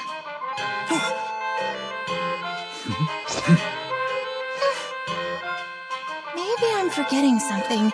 Wait, the nanny would say his name to get his attention, too. Your Grace? No help there. Maybe Duke Aristide Roger? Now's my chance! I did it! I'd make a pretty good nanny. So, how is it? It's sweet. That does have some sweetness to it. But did you enjoy it? Yes. His Grace is satisfied. What a relief!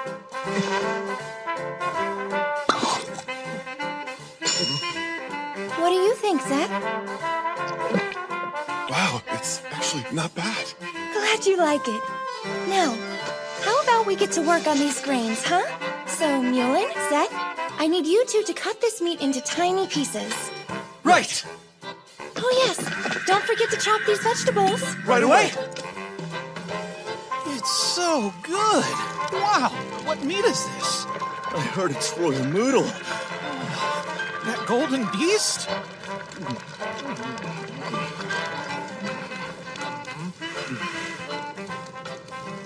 Well, it looks like everyone's enjoying the food. Yes, they are. Did you happen to do something special to it? Because whatever this dish is, it's brought out the aroma of the already fragrant meat. Nope. I simply diced the meat and fried it up. Nothing out of the ordinary. Come. It's your turn. Say ah. No thanks. I'm capable of feeding myself. I'm glad you like the grains, but how about you try the salted meat and see if it's to your liking? Open wide. I will try the meat later. Really? All right, well, if you insist. It's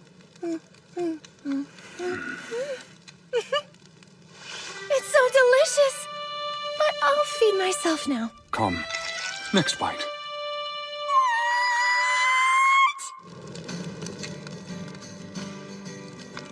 Melfi, Something troubling you, Your Grace?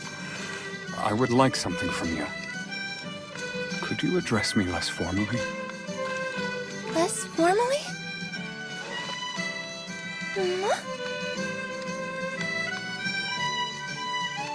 Is Duke Aristide better? Yes, it is. According to Chaos, most engaged couples will use each other's names or terms of endearment. Now that I think about it, I remember my parents always called each other by their names. But it'll be weird if I start using his name so suddenly. Since the first time we've met, I've addressed him as Your Grace. No, if we're to marry, then I must get used to it. Yes! I'll try, Duke Aristide. Thank you, Melfi. Sure, sorry. I guess I need to get used to saying your name properly, that's all. That's so. If you'd like, use a nickname. But what would your nickname be? Perhaps I can come up with something appealing from his real name. Aristide Roger. Let's see. That'll work, maybe. How about Roger? Is something wrong? Your eyes turned gold. I know. Have you suddenly fallen ill? I'm Mulan! Your Grace! Stop. I'm fine. I simply lost control of my power for a moment.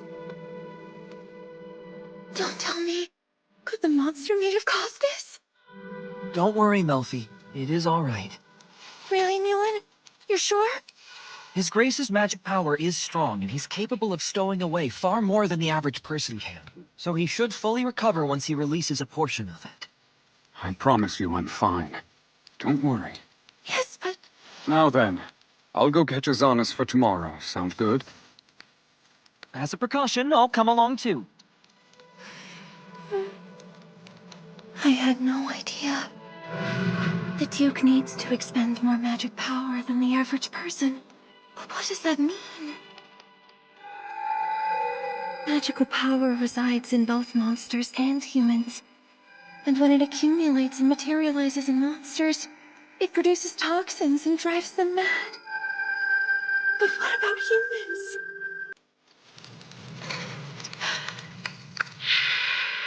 Not again. I can't. I don't want the Duke to end up like my mother.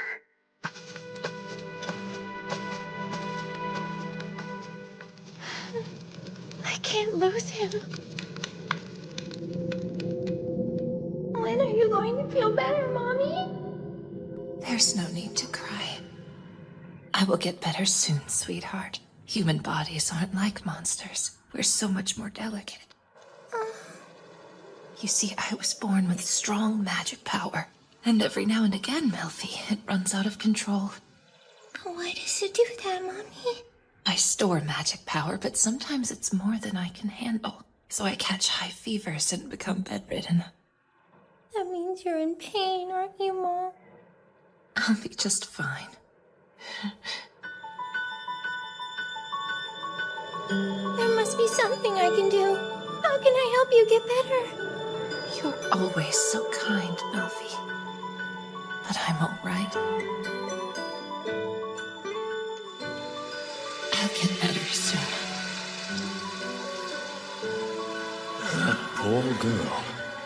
She died of poison from eating monsters. How terrifying. No.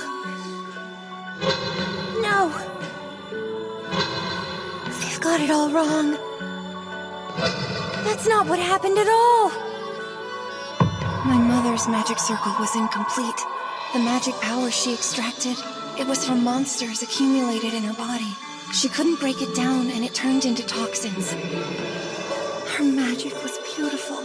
Her hair bright red. It glowed bright as if it were fire. And her eyes glittered like jewels. My mother was as beautiful as a fairy from a storybook. I can't think of anything I loved more than watching her. Here it is! Loss of control over magic power. Let's see. Humans, who are weaker than monsters, cannot tolerate accumulated magic toxins. Their bodies will fail before they go mad and they'll perish. I was only a child back then. There was nothing I could do to save my mother's life. But it's different now. And I'll do my best to save His Grace. I'll finish it. I'll complete my research. I promise, Mom.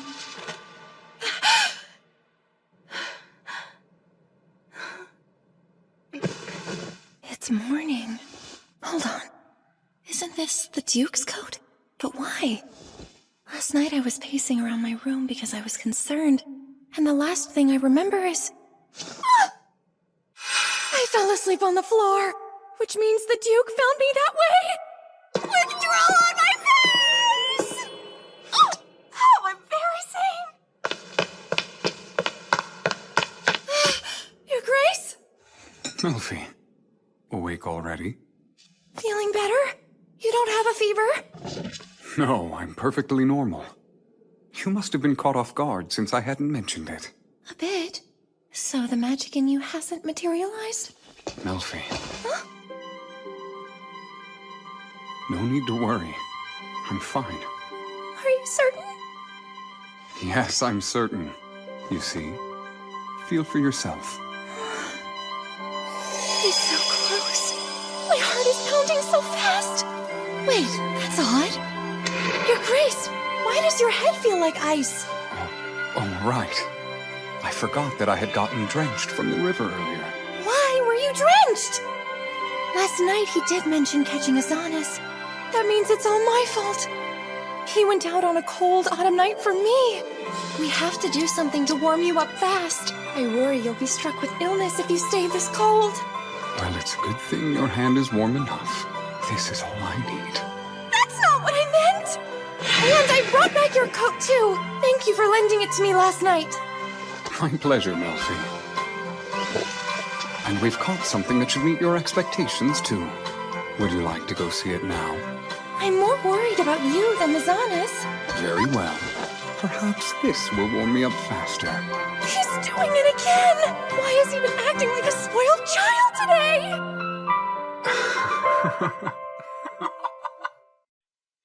Really?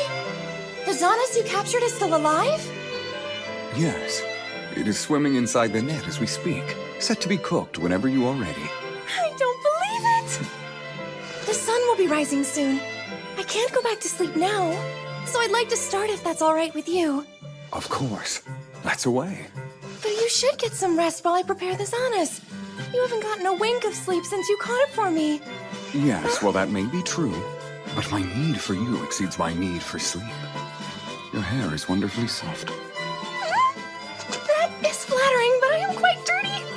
That doesn't bother me, because I'm dirtier. Your Grace, stop! Did you forget already? Call me Roger. So embarrassing! Please, you and I are engaged now, aren't we, Melfi? Oh, I'm so happy to see that someone's awake! Hey, Zed! I hope that you slept well! Lady Malfira, how are you this fine morning?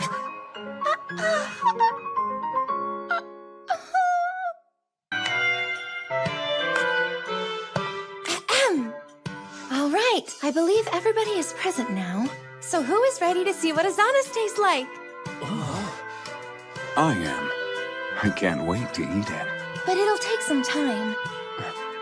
First thing, I need oil and flour, so would anyone like to volunteer to fetch some for me? So, just oil and flour. That's right.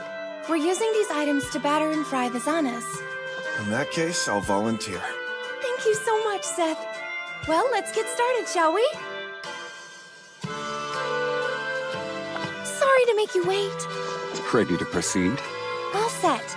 I only needed to grab this. You drew a magic circle on oil paper. I was wondering how you'd extract its magic power. So you're going to stick that on the Azanis? Yes. If it was drawn on the ground, the water would just wash it away. You have a point. Well, we are here. You'll want to step back for this. Oh, all right. You two, pull up the Azanis right away. Yes, sir.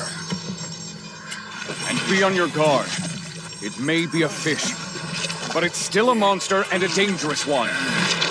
If you're not careful, it could shatter your bones. Sir! Do not yield! Understood! You nearly have it out! Done it!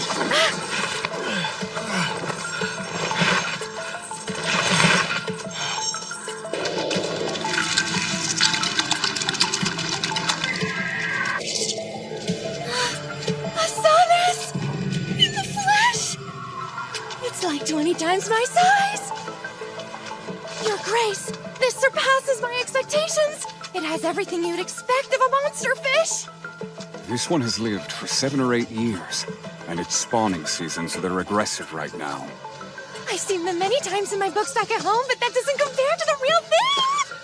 Why, just look at its razor-sharp teeth! A single bite could easily tear off a limb or cleave someone in half! All the more reason not to get too close, Melfi. Now then, shall I prepare to behead it? Huh? No need. It's a fish, so I can just kill it. With this expertly crafted blade forged by the Galbraith family's own blacksmith! Hold on. You intend to kill it yourself, Melfi? Since it's only a fish, I thought I could at least try to, but apparently I can't even handle this sword. Not to worry. I will do it. Besides, I did tell you to leave this sort of thing to me. So why don't you leave the fighting to me, all right? Your Grace.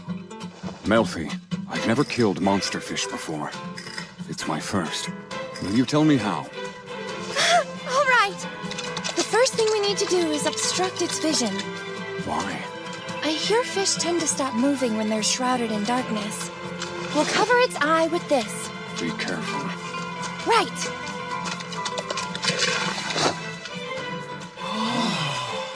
And now we can kill it. First, stab it, aiming your blade behind the eye and above the gills. Then twist the blade as hard as you can. Like this? A man of your talent should kill it with the one strike. Go for it, Your Grace! One strike. It's as good as done. Excellent work. When I remove the cloth, twist the blade immediately. I got it. Now! It's tougher than I expected. How's this? We did it! Fantastic work, everyone. Now that you all have taken care of your parts, stand back.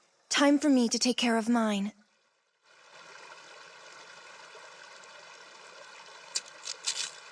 This I promise you. The life I took from you will not be wasted, for I shall honor it properly with the utmost reverence and care. Lue, Red, Arnier, Odana Magix, Balmi Rue, stay this! There isn't much blood left, but the magic inside it is so thick. But what's even worse, my hair is flowing again! It's embarrassing how much I still...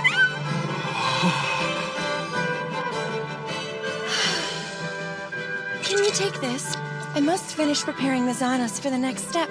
Sure, Melfi. What's wrong?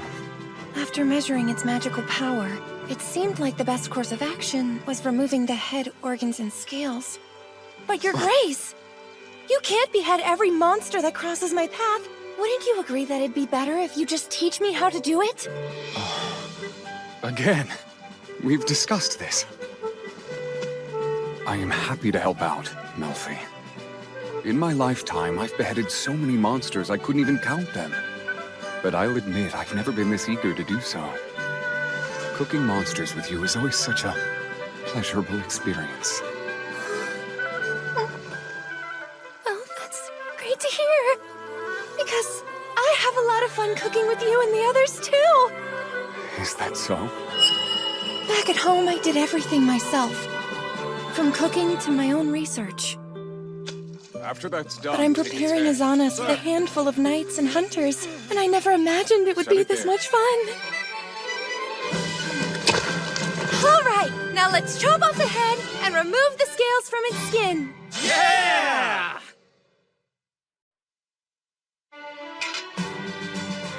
Melfi, what's the best way to do this? First, start left of where you stabbed it earlier. Then cut diagonally from the gills to behind the dorsal fin.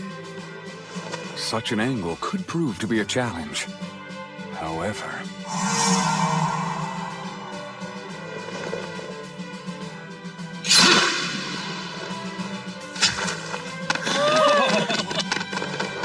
Not for me.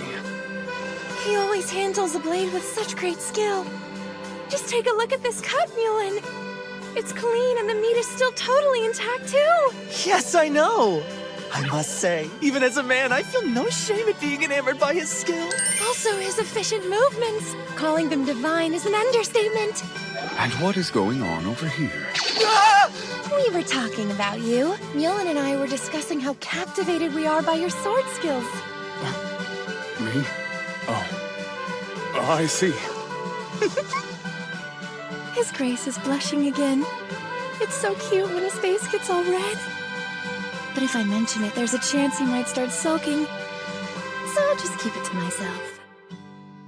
Now, we can remove all the organs. Got it!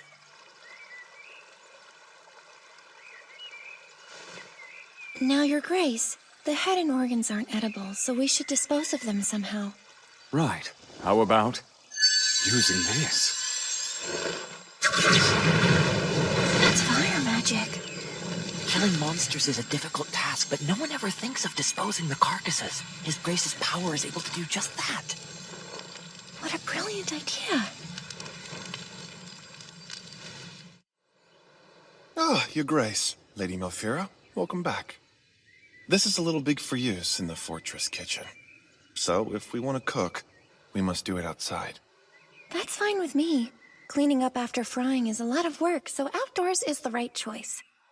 But I don't suppose anyone here has ever cleaned a fish before. Their flesh is soft and must be handled with care, and I would like to remove the skin by slicing it off. Well, I do shear delicate furs on a daily basis. I may well be the best fit. That's good to know, Ambry. Then would you mind?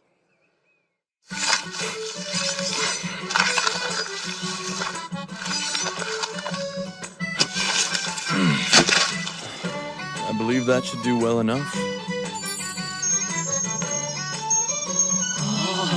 Oh, wow!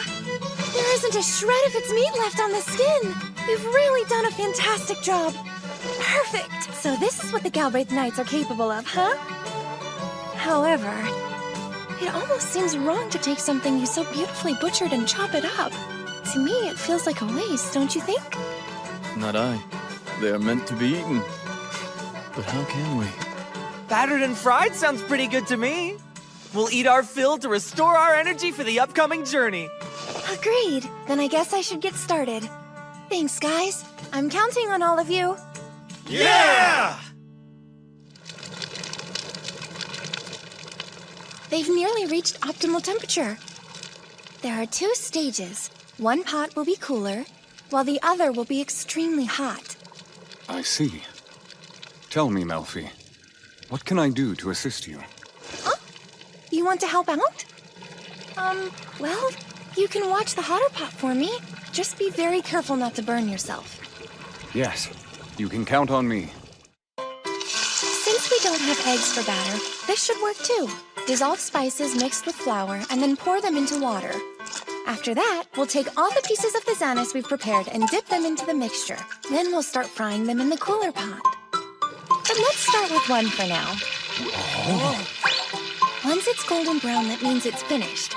And then we can remove that piece with a wooden ladle. But if we allow it to cook through at this stage, well, it's possible the Xanis will turn out dry. So we'll take it out and let the extra heat cook the rest. Good idea.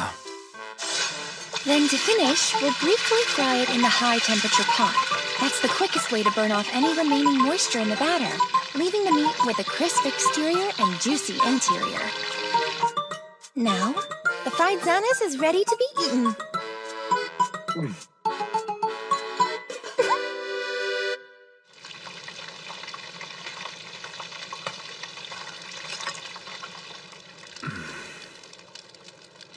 Sorry, I tried.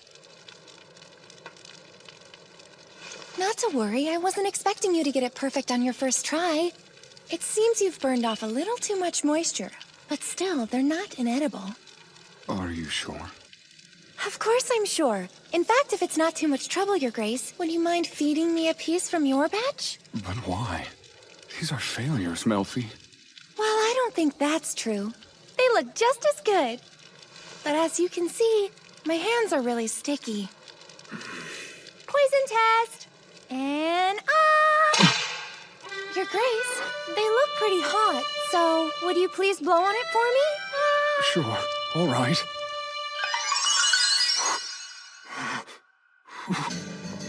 Good. Here, how's this? Perfect, Duke Aristide. Of course she'd call me that at a time like this. Here. The flesh is oozing with so much flavor! The alluring aroma of the salty, crispy batter pairs absolutely perfectly with the chewy meat! Melfi. It's so tasty! The plump, springy meat is irresistible! Once you bite into it, your palate is overwhelmed with flavor! I want the rest of it!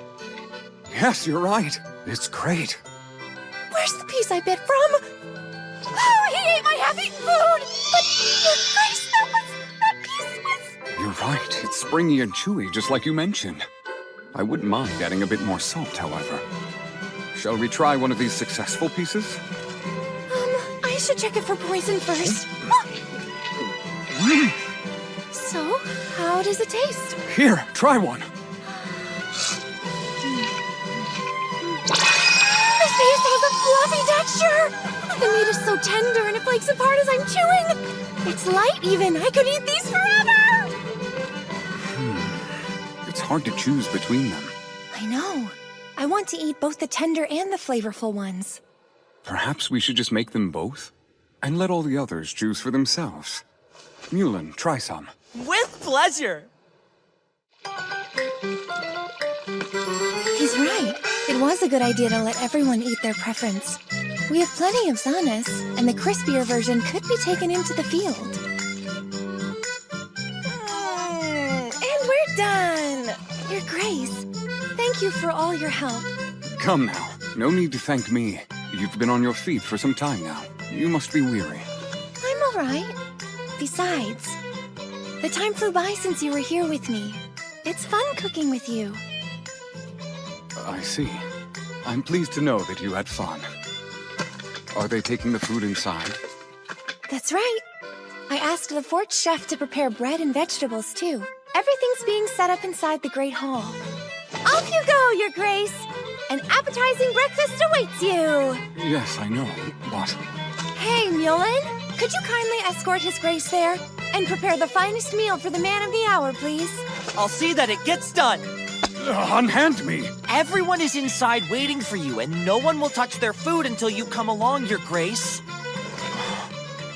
I'll head over there once I dispose of the oil. In the meantime, please salt the food to your liking. Bye! He won't admit it, but he must be exhausted after doing all this for me. After his meal, he should get whatever rest he can. My selfishness caused him to overwork himself. It's my fault. A new monster in a new land and I got carried away. I'll have to be more careful from now on. Lady Malfira. Huh? We're here to help you. What? Why? 3 is better than 1. Let's clean this up. A delicious meal awaits us as well. I appreciate it. Oh, right.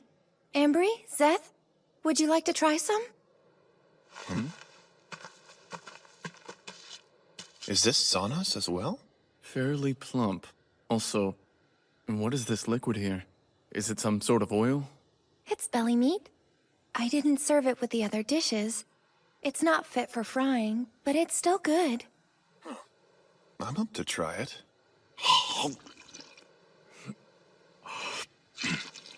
Is it all right? Oh, it is remarkable. If I had some sour fruit juice, this dish would taste even better.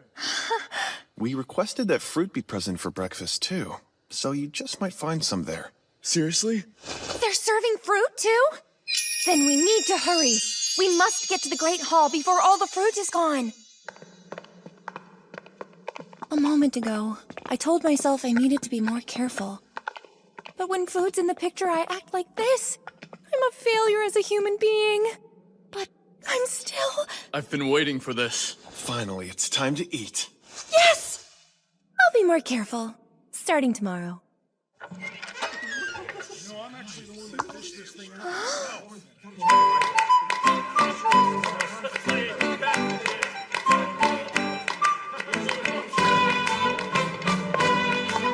Melfi! Over here!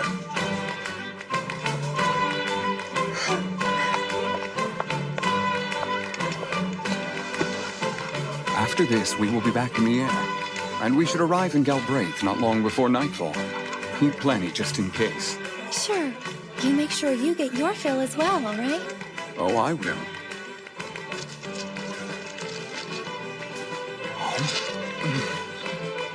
Interesting. That's one way to eat it. He never fails to impress. What? I can't believe it! Why didn't I try this before? My hands are still clean and I can eat one after another! I've brought something. This is a cabo. It's the fruit we mentioned earlier. They're currently in season, even if they're a bit green. Cabo, huh? It's the first time I've seen one of these.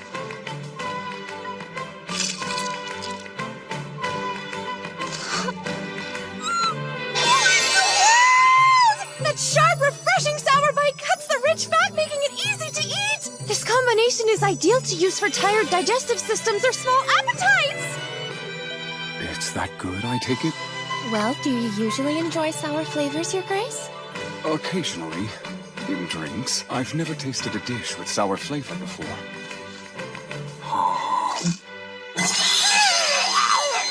Are you all right, Your Grace? Oh, yes. I'll be fine. It's truly amazing. The taste jolts you right awake. It's not bad, but I can't. So the Duke doesn't care for eating sour foods. I'll never make that mistake again. Being with you, there's never a dull moment.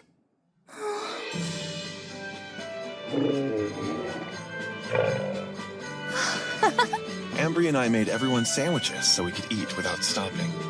We salted the remaining zanas as well, and froze them just as you instructed, milady. Now the meat will last even longer. I appreciate it. Everyone seemed to like it. That makes me happy. We've got a very long journey ahead of us here, men. Stay alert so we have no accidents. Sir!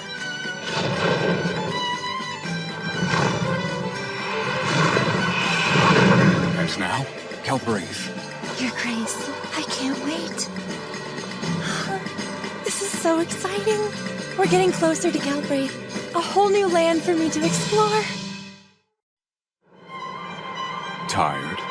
If you need a break, please let me know. I got plenty of rest before we ascended, so I feel I'll be fine for now.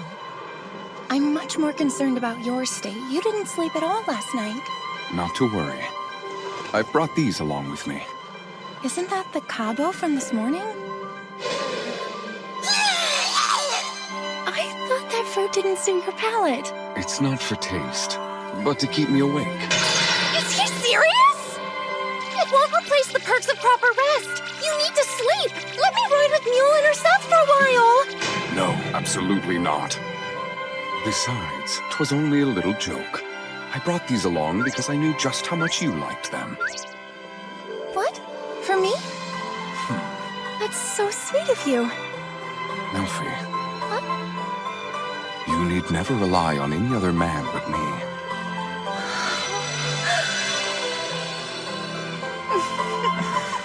Hey, that isn't something to laugh about. Your Grace, I'm not laughing. You're still laughing. I've been around the Duke for a while now, but I wonder what he's like in his homelands. All the Galbraith knights I've encountered so far, they show him the utmost respect and admiration. They have the warmth of one big, happy family, and it's all built around the Duke. If this is how things are when they're away, what's it like at his home?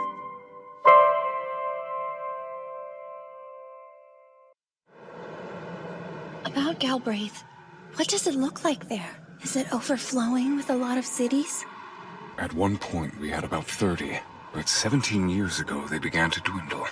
As of now, only 12 settlements remain standing. All because of the Great Famine and drought? Around Galbraith, everyone refers to it as the Cataclysm. Back then, the prior Duke suddenly passed away, and I was the one selected to take his place. What could have led to a Duke losing his life during a famine? I'm not sure, but somehow I don't get the feeling it was a brief illness or some random accident. One day, within the Erzinye woods, an unprecedented pack of monsters appeared. I couldn't call them fast enough, and their magic power welled, and eventually the blood-mad monsters beset Galbraith. Your Grace, I had no idea such a nightmare had occurred. None would, because the former Duke fulfilled his duty. Many of our knights died, but in a noble sacrifice. Other nations, they didn't suffer any damage. Were there no reinforcements? I mean, couldn't knights from other territories have helped? I'm sure His Majesty called for their deployment, but with the nation in catastrophe, there were no forces to spare. Furthermore, the Knights of Galbraith swore an oath to give their lives to protect our kingdom if need be. After all, if we don't, then who will? That oath, all these knights took it, and I as well. By the king's orders, those who inherit the Galbraith name share this fate. We risk our lives to defend the kingdom of Longdeus from monsters. We will never allow a second cataclysm. That, I swore on the lives of each knight we lost.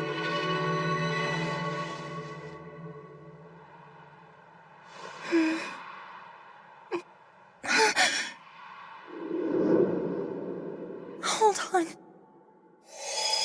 That means every day you're prepared to meet your end. You can't die. Your Grace, I won't allow you to accept such a fate. Not while I'm by your side. I will not stand for that. Please don't smile like that. Not while you're talking about losing your own life. Melfi. I lost my mother. And you know what made it even worse? That she was resigned to her fate the same way you are. I refuse to accept it. So, I will continue my research. And I won't stop. Not until I find a way to make everyone's suffering a thing of the past. I must! I never meant to upset you. It is not that I don't value my own life. Your Grace. No, Duke Harsteed. I'm right here with you. If I'm also at the mercy of fate, then I'd like to think that it brought the two of us together. I'm the furthest thing from a knight. So this may not serve as an oath, but...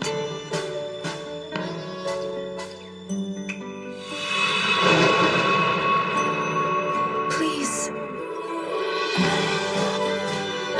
This magical circle. I'm certain it will be of good use to you. I'll do my very best to protect you and your knights from harm. So please, I'm begging you, Duke Harsteed. Will you consider living out the rest of your life with me?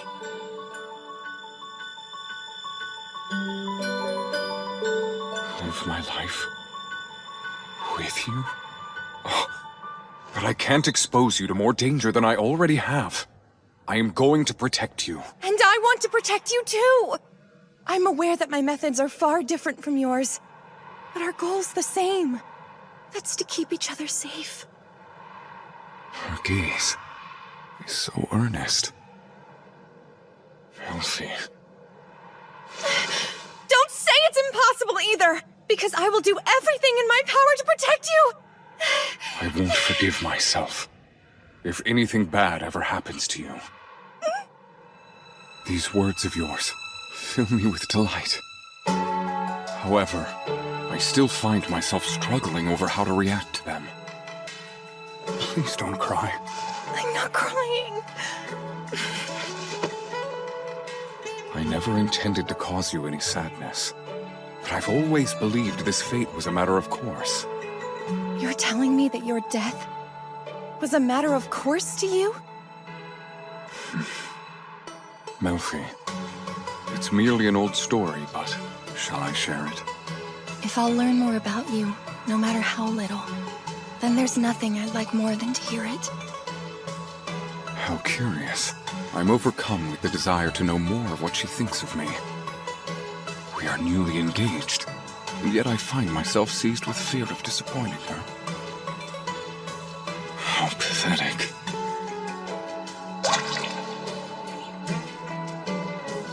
An unforeseen battle, my passion to share everything with her, and my desire to hide all the pathetic parts of me are clashing within. But there is no changing the past now, and I want you to know me. Melfi, the previous king of Longdeus that I've told you about, I am his second son. Wait, you're telling me you were born as a prince? Brother! Ah, Aristide. Rather lively today. That's right! King Maximus was the 7th monarch famed for his wisdom, and my older brother Maxim was his spitting image. He bore the same golden hair and deep purple eyes which earned him the nickname, the Second Coming of the Sage. Meanwhile, my sight, which forces me to store magic within my eyes, was causing quite the commotion. Brother, you're amazing. The tutors and nurses always speak highly of you. They say you're clever and a quick learner. Is that so? Flattering words, and especially so coming from you. Me, though? Always losing control of my power and wrecking the castle in the process. Embarrassing. Don't fret. You're a bit clumsier than others is all.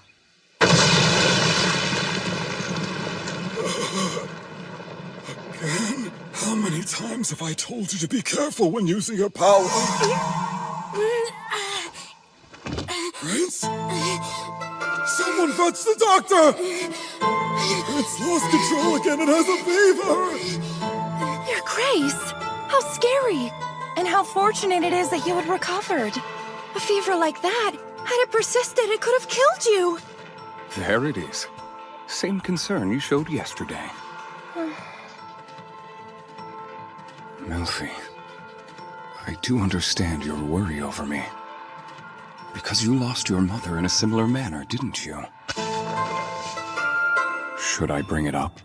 Or shall I wait for you to tell me about it? Eventually, I became strong enough to withstand the magic accumulated inside me, and I decided the only place for me in the castle was with the knights. The reason was simple. I assume you must be the out-of-control prince. The one that servants and officials are all afraid of.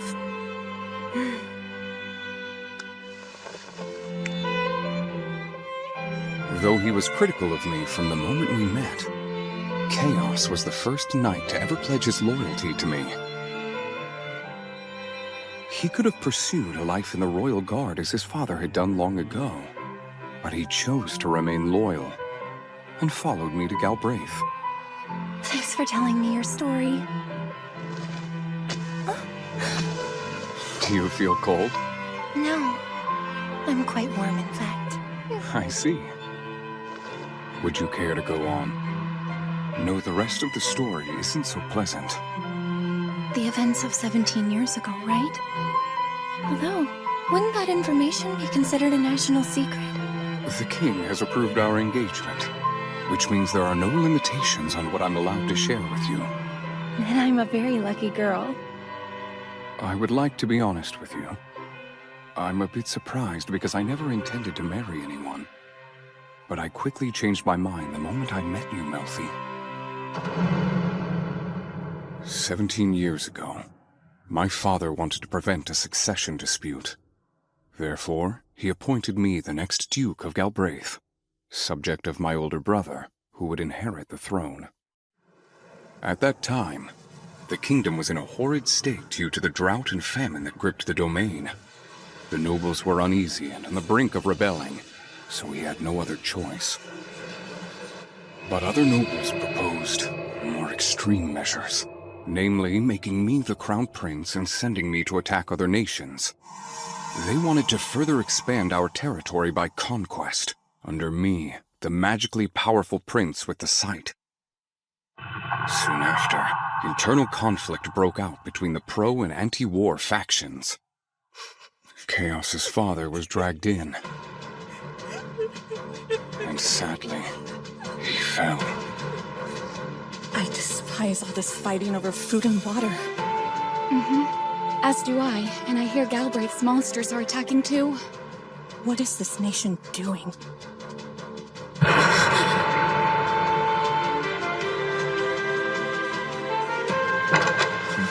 Brother!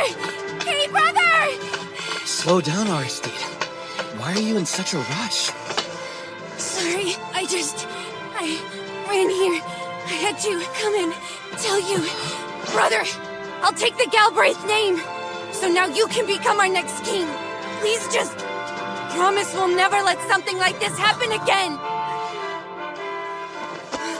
You're so young and innocent, and yet you still speak such things. It's sad, isn't it? Very well. You have my word, brother.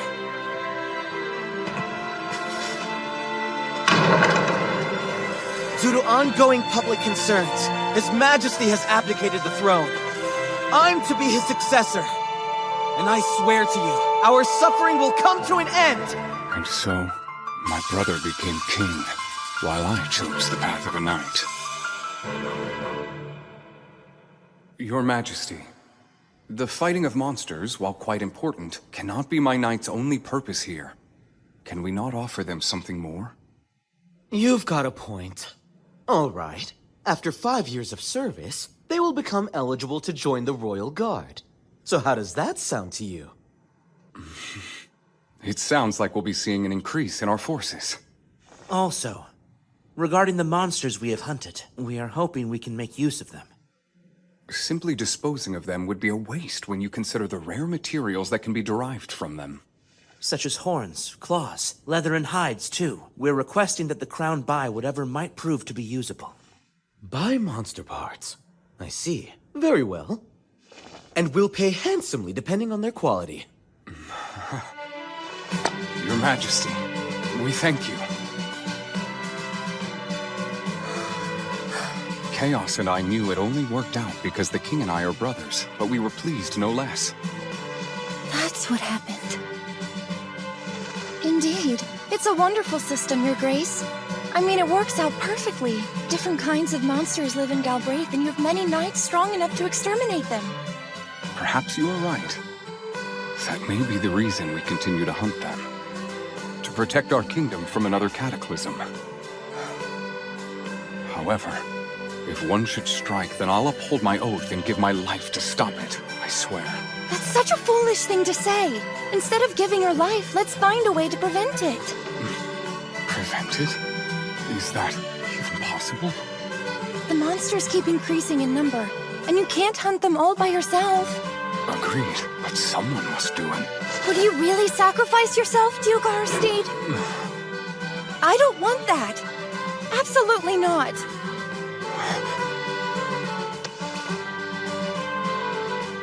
If my new research is successful, you won't need to risk your life, Your Grace. If we can extract magic from living monsters, we can stop them from going mad and prevent any further attacks on humans.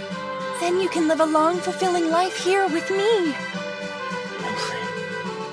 And the meat! If I learn how to do it, I can extract the toxins live and make the meat even more delicious.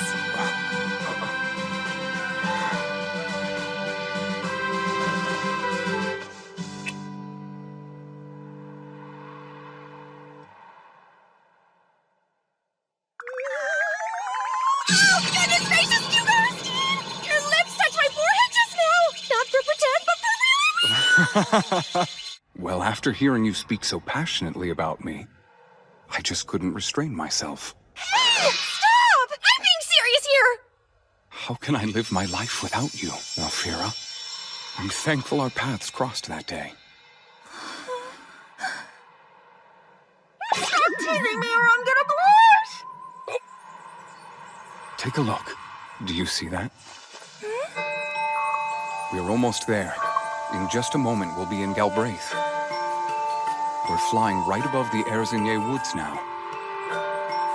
It's incredible, and so vast even I'm not familiar with it all. I'd get lost without a map. Such a massive forest. And it's infested with monsters! Absolutely. This land yields magical ore of high quality, due to the amount of ley lines and ore veins buried deep underground. The air and soil of this forest is so full of magic, only monsters are capable of existing here. Which means this forest is filled with delicious monsters! Wait, hold on. That's super dangerous. Look. Over there is the Galberth River, the largest one we have. To the east is the Calberth River, which feeds it. There, it splits into 3 directions. It's huge. But rivers don't tend to concentrate in one area, do they? This place is special. Off in the distance, you can see the Galberth mountain range. Its snowmelt flows underground until it eventually surfaces here. I see. But with all that snowmelt in these rivers... You would think so. But it dried up during the Cataclysm 17 years ago. But if even a river of this magnitude dried up, then Marshall Raid shouldn't have stood a chance. Come to think of it, why disastrous events like the widespread drought and famine occur in the kingdom of Longdeus? I wonder if the Duke knows. Your Grace, one more thing. Forgive me, Melfi, but sitting this way is dangerous. Please, turn around. Huh? Oh, all right. Your Grace, can you hear me? There's a flock of Bergignon. There are about 1,000 Forns behind us and closing in. I count 200? Their numbers keep increasing. They're now 800 Forns away. Who doesn't have cargo? I need 2 knights to bring up the rear. Anyone? This is Seth. Eric and I will bring up the rear. I'm counting on you. Sir! He said monsters were closing in? Did he mean those? There's so many of them! Distance, about 600 Forns. Your Grace, what now? They're quickly approaching. Close ranks as tightly as you can. If they're choosing to speed up, then we'll do the same. Roger that! Melfi, take these. They're wind goggles. Put them on. Oh, thank you, Your Grace. This is your first experience here. I'm sorry, but that's how it goes. I'm fine. Those are the monsters you were talking about? Are they avian? Yes, they're Bergignon. They utilize an acceleration spell to hunt in flocks. It's quite rare for them to attack a group. Usually they'd go after a lone rider, so this is rather odd. The first monster I encounter in the Erzinier woods is one that I've never seen in any of my books. I don't know if I'm lucky or unlucky. I do love eating monsters, but I'd rather not get eaten by one! Your Grace, we're ready to descend. Melfi, this will get rough, so make sure to hold on tight. Right. Distance, roughly 400 Forns. Are you ready now? I am!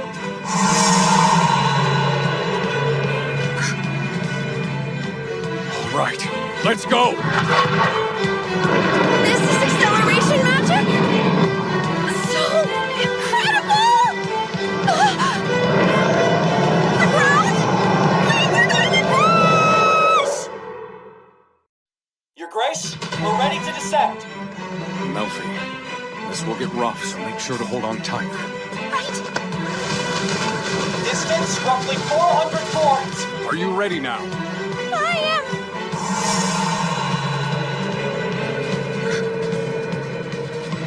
All right, let's go!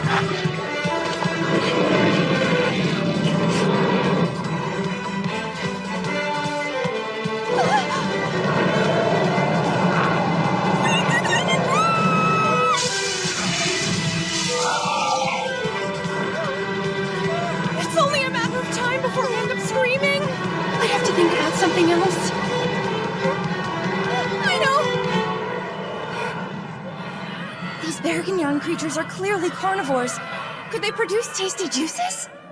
I wonder how tough their meat is. I mean, they are birds. Stuff it with some herbs, cook it whole, or maybe slow roast it in a pot?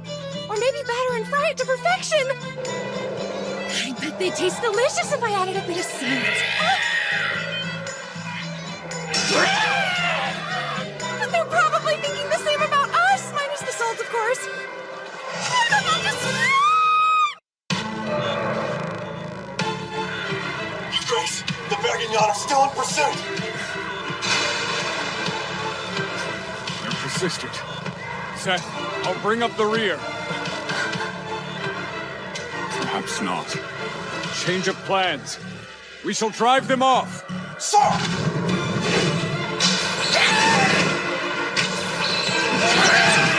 Go. Provide support. Yes, sir! We're about to pick up speed, so hold on tight. Sure! You needn't worry about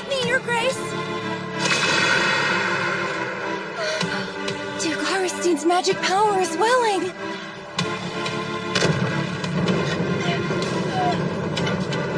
The wind is freezing and biting at my face. In order to increase our acceleration, he must have had to drop his shielding spell. Damn it all! At this speed and distance, my crossbow's useless! Even if I hit one, there are too many! Yuan, keep shooting! Why are these things still chasing us in the first place? There's something wrong with them! Your Grace, we should descend to the nearest fort and engage. That would get us nowhere. We'll reach the defense line. I know he's refusing to fight them because he wants to keep me safe. If I weren't with him, I'm sure the Duke would choose to attack instead of fleeing. Also, the dragons are stuck carrying my belongings. I'm not only useless, but I'm a burden to them as well. Hold on. I just remembered. My bag is rigged to explode if it's forced open. If we throw it in their direction, it could be a proper distraction. I've got an idea. We should take my belongings and throw it at the Bergignons. Of course not. The bag is rigged to... To refrain from speaking, you could sever your tongue. Your Grace, use the seal on my bag. It will work. Please trust me. What kind of seal? No, I still won't have it. In that case, let me... I'll do it. You only need to let me down. Never. I can't protect you that way. The defense line's close. My knights are waiting for us. Just hang on. It won't be long now. Even in the face of danger, he gives me a kind smile to make me feel safe. But his magic has limits. How can I help him?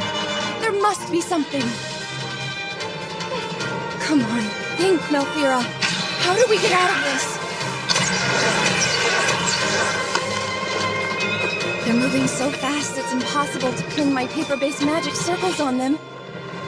I don't have much experience with offensive spells, but perhaps I can find something else. The Cloudy Quartz! I could use this to drain their magic power. Hold on. It's already full. And blue? It's the Xanos' blood and magic. I'm so stupid.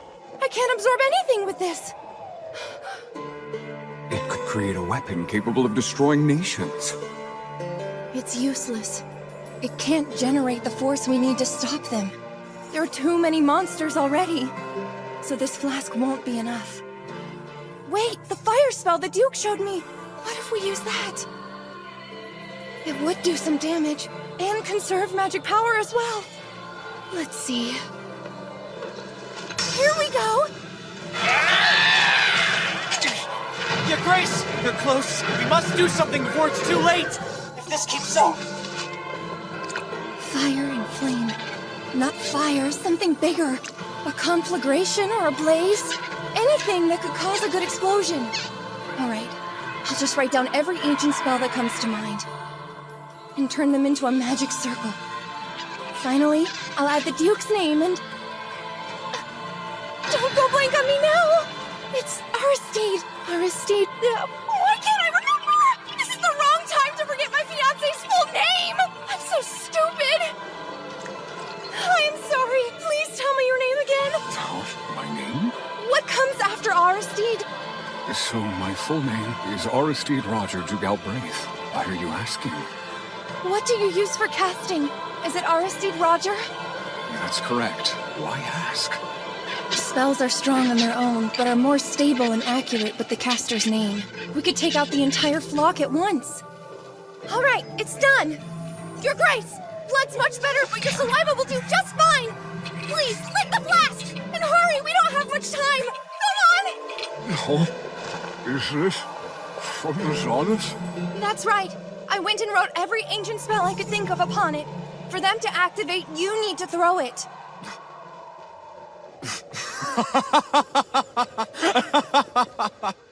Fire and flame. Flash, too. You have conflagration, blaze, and gust. And you've added explosion and eruption? Melfira. Ever unbelievable. One moment.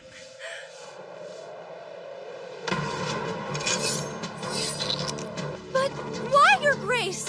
Well, I can't really hold my weapon if I cut my palm. It's not too deep. Do not worry.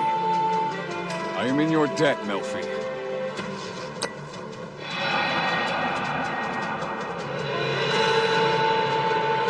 Did you come up with this just now? Clever. Even if it's not bad. Once we're on the ground, I want to tend to your wound. All right. Then I'll wrap this up quickly. I'm going to move to the rear. When I give out the order, ascend into the sky! Henry, take point. Seth, on the left. Eric, on the right. Cast multiple instances of acceleration and rise on my signal. Yes, sir!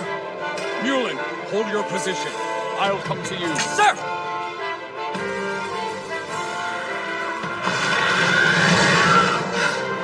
I'm here. Thanks for waiting. My pleasure! Now listen carefully, Mulin. You'll be our decoy. So cast acceleration and break through them. I would die to protect you, Your Grace! How foolish. You're no use to me dead. Come back alive. But, sir! Once the Bergignon are distracted and confused, I'll use this. This flask will roast every one of them. Get through. Then fly far away from the flock and pull up. Sir! Everyone, ascend now! Fly into the sky! Sir! Mulin, do it! Right!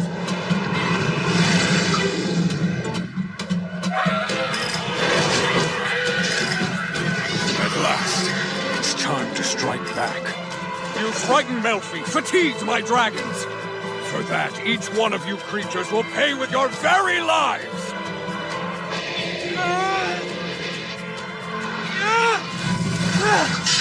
Now, be gone, mingy birds! What? It's gone! You should close your eyes, Melfi.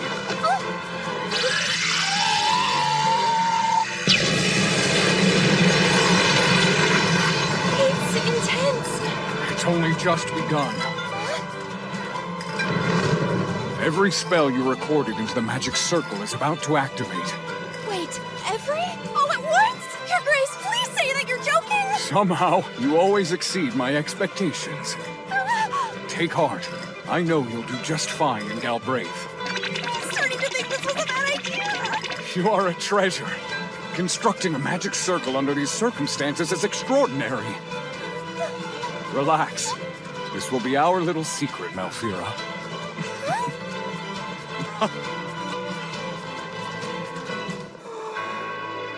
Now here it comes.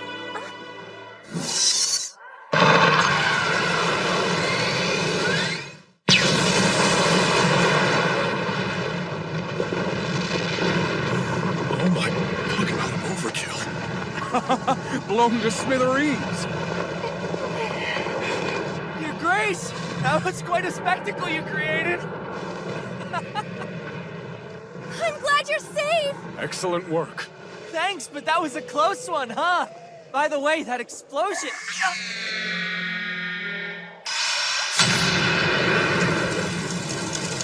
The Bergignons. With such an intense heat, they probably all burned to a crisp.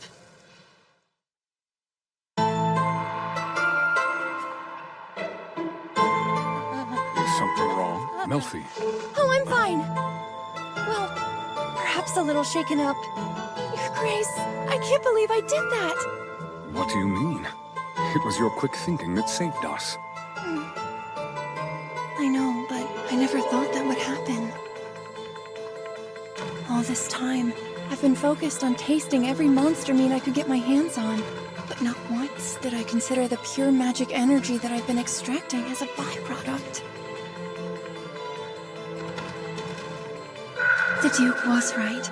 It could serve as a weapon to destroy nations. I can't believe it took me this long to realize it. Can I ask you something? Please, be honest with me. Do you think that my research is taboo? No one will rebuke you in Galbraith. I won't let them. You can devote yourself to your craft. Your Grace, Magic energy could be used as a weapon of destruction, but it's capable of far more. For example, creating fuel to cook monster meat as you always have. Don't focus on the bad it could do. Instead, find the good. It could revolutionize our lives. We'll begin testing in Galbraith. Find the good? Yes. Ovens need fire. Usually, flint or magic is required to light them, but the flask could substitute for those. Not to mention, during the long winter season, we'll need lights indoors and out. Understand? Yes, I do. Thank you. And to make the people's lives easier, we could divide the magic into smaller quantities. Great idea. They'll be delighted. See? He's right. Magic energy can be weaponized. But we will use it for good. To improve the lives of the people of Galbraith. Back in Marshall Raid, no one was even remotely interested in my research. All the magic energy I gathered had to be disposed of or released naturally. Others see them as beasts, but to me, monsters truly are a goldmine of food and resources. Your Grace? The Duke. He doesn't just accept my interest in my research. He's even showing me a new path forward. Thanks for everything.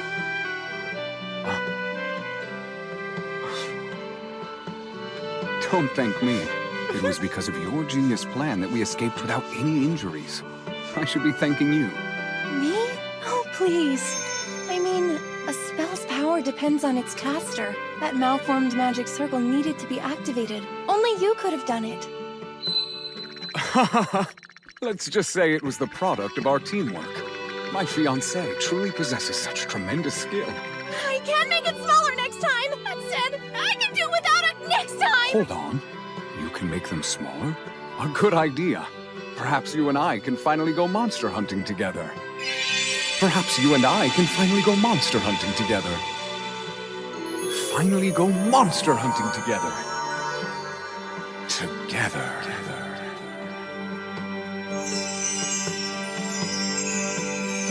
I get to hunt with him? Really? You're telling me you would allow me to go hunting with you? Sure. Around this time of year, the Gunvener beehives will have grown in size. And the Zakert fruits, they should be nearly in season. According to my books, they're both unique to the Erzinier woods. Gunvener bees are stingerless bug monsters about the size of my thumb. I read about their hives and how rich it smells from all the flower and fruit nectar they've gathered over autumn. Oh, such a delightful aroma! You seem to be feeling a lot better now. Your Grace! Oh. What was that thunderous sound? Please, tell me that you are unharmed! It can't be. It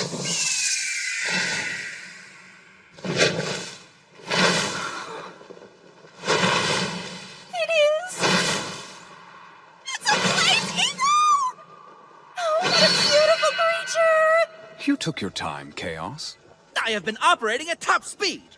Well, Melfi and I already took care of them. Both you and the lady? Ah! You caused an explosion? How could you do such a thing? Your Grace, that was quite foolish! Using a supremely reckless, diabolical, and brutal spell! And to do so in Lady Malfira's presence, no less! But it was impressive. What? Should I tell him that I'm the one who made that supremely reckless, diabolical, and brutal spell? Maybe not. The Bergignons were behaving strangely, so you needed to take action. Despite that, Lady Malfira's not a knight in your unit. That acceleration spell alone must have been greatly taxing on her. And yet you've shown no restraint. Well, I sort of told him it was all right to do it. Don't justify madness! Please know it wasn't his fault. You see, it was actually my suggestion. She's lovely. That must be the gift you tried! Nice going, Your Grace. They think I'm lovely? Oh, how embarrassing! I'm used to being called eccentric, but this is too much! You lechers, back off! Stop staring at once! It doesn't cost you anything. I'm just gonna go look at her. You were well behaved while you were you're gone, we deserve a treat! Silence, everyone! Now listen up! We'll leave some lookouts behind. The rest of us will return! It's enormous. So this is where you live, Your Grace? Yes. I take up residence in the central structure below. It's quite pleasant. That's so? Melfi, there are more rooms than I can count. Use any one you'd like. Wait, this place resembles a fortress, does it not? But I wouldn't have doubted if you said it was a royal castle. You have a keen eye for detail. Generations ago, the Duke of Galbraith believed it would be best to build this place to combat monsters. And years later, it became the town you see now. Some call it Fortress City, a stronghold, but we call it Middle Egg. Fortress City, huh? If people see it as a stronghold, does that mean the monsters that live in the Erzinier woods come all the way here? Yes, well, on occasion. Some monsters reside in the grasslands. They often prey on wagons traveling along trade routes. That said, our day-to-day isn't as fraught with danger as it used to be. I can see why. The exterior looks like it can withstand anything. Nowhere in Marshalreed have I seen such majestic walls. It can. Before I cut our defense line, the Erzinier woods were actually a good bit closer than they are now. The previous dukes made Middle Egg their base. Naturally, people sought to come here. Stonemasons may have constructed this place, but the fear of monsters shaped it. Years back, after the cataclysm struck, the survivors gathered here, many in need of food and shelter.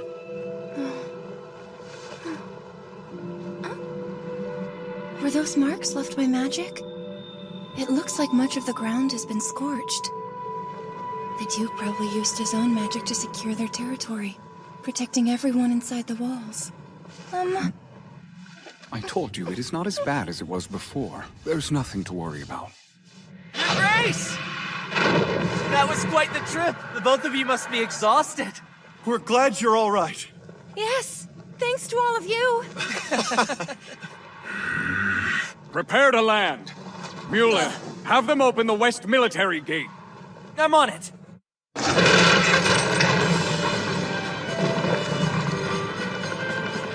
Well, Your Grace, I suppose I will meet you in the main residence. Sure, and take Melfi's belongings with you. Right away, sir.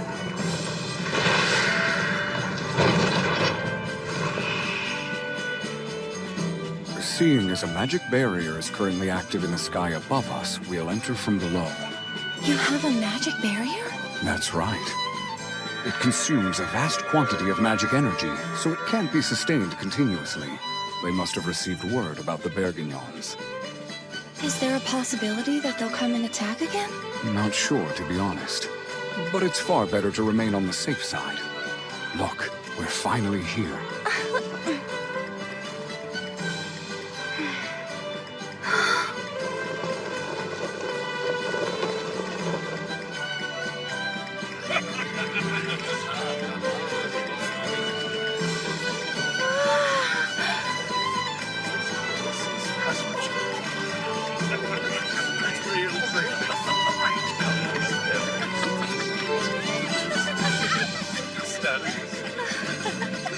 This is it! The town the Duke protects. Middle Egg.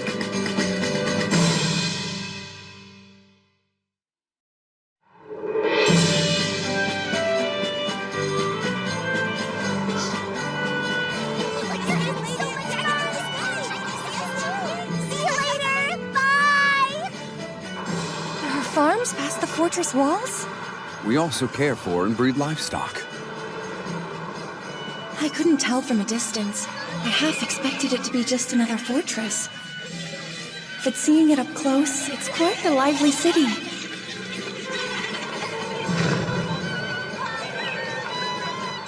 But where is...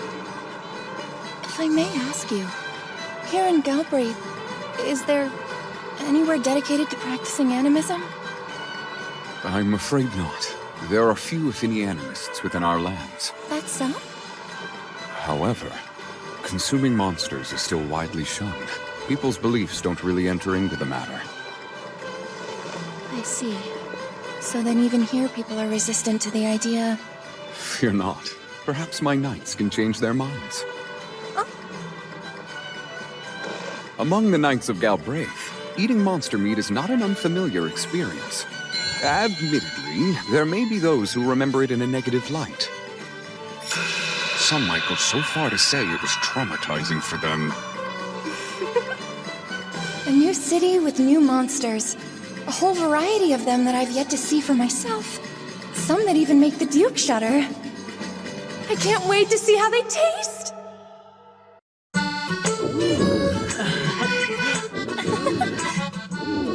Melfi, could you check through your personal effects? Can do. I'm being watched!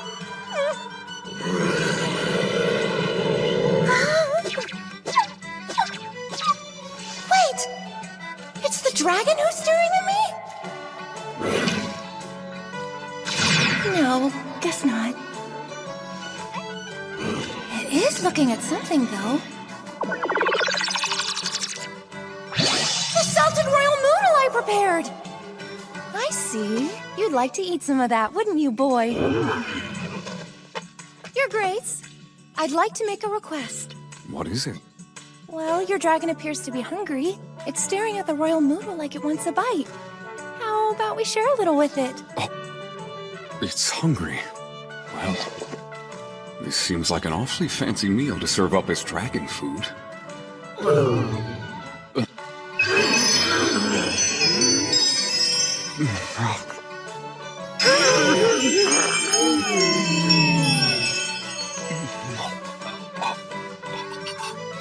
Just have it.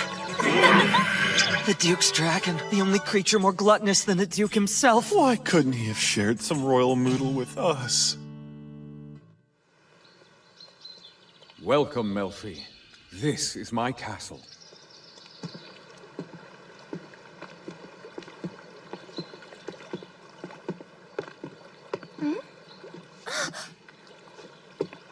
Are those Bacta for disposing of food scraps? Bacta aren't fish monsters like the Zanus, but I wonder if they taste any good. That reddish thing in the water. It looks weird, and it's floating around my head.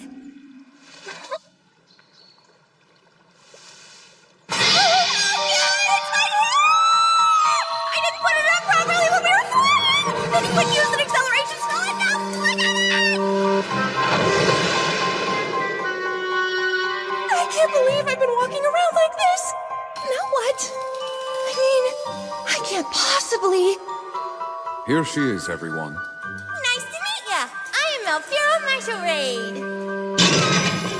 Lock up the hair beast! It's a nightmare! But what am I supposed to do? I can't just comb all this with my fingers and call it a day. Your Grace? A moment, please? What is it? Could we talk about a teeny tiny issue I have? Is there something not to your liking? Has the Duke not already noticed? My hair is definitely frizzed out, but if he doesn't mind, maybe I could just leave it like this after all. No way, Melfi! Absolutely not! No! Focus! I'm the Duke's fiancé now, and first impressions are vital. This is so hard! I see. You've noticed the Bacta? Cooked in a stew, they have an exquisite taste. Huh? We kept them in Marshall Raid, and I thought they looked delicious, but I never did try them. They've proved useful to us as an emergency food source. Care to try one? Yes, please!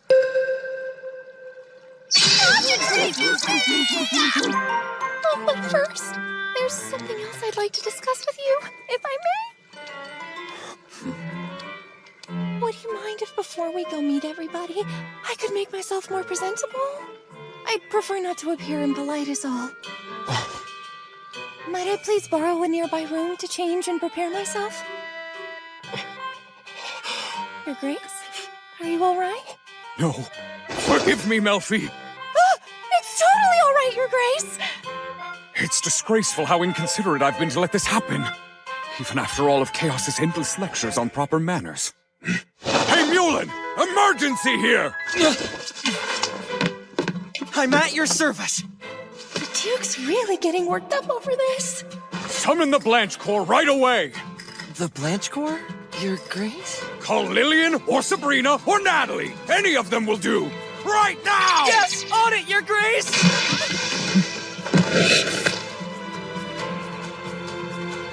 Melfi, I'm so sorry for not accommodating you. Oh, but that's not how I feel at all. The truth is, we don't actually have any chambermaids in service at the castle here. It's been nothing but us men for quite a while. If that's the case, could it be that the previous Duke of Galbraith's wife isn't residing here either? How did I overlook such a basic necessity as this? I should have asked about that instead of yammering away about monsters as usual. I'm terribly sorry, Melfi. Please believe I meant no disrespect. It was merely an oversight. It's truly been ages since we last had a Duchess of Galbraith in our residence. It's been this way for, I don't know, at least 4 generations. I shouldn't laugh. He's just being way too serious.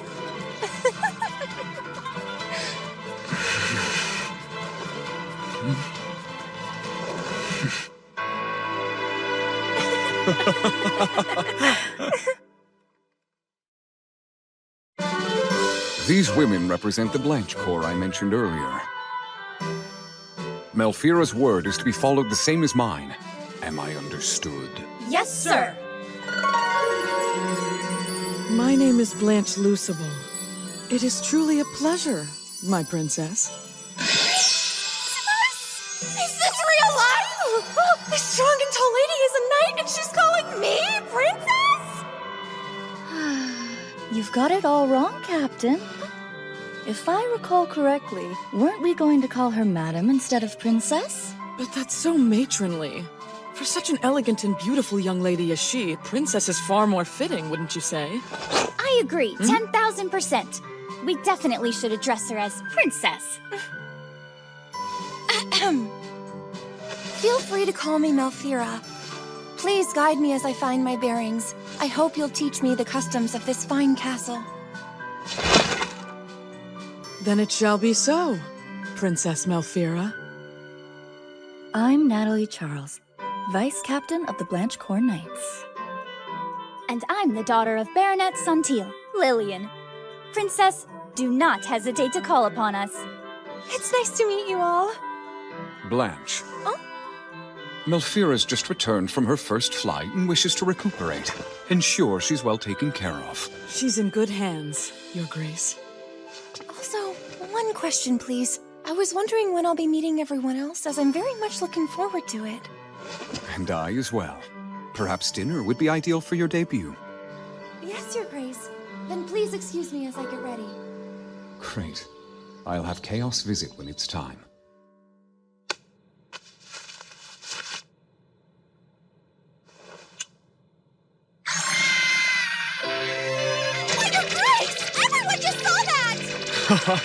Don't be so shy.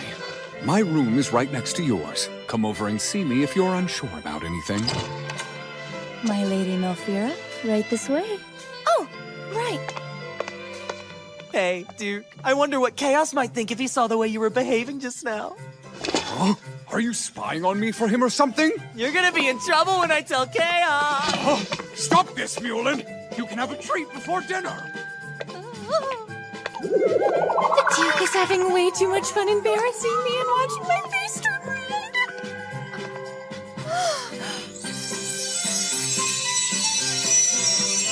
What an elegant room!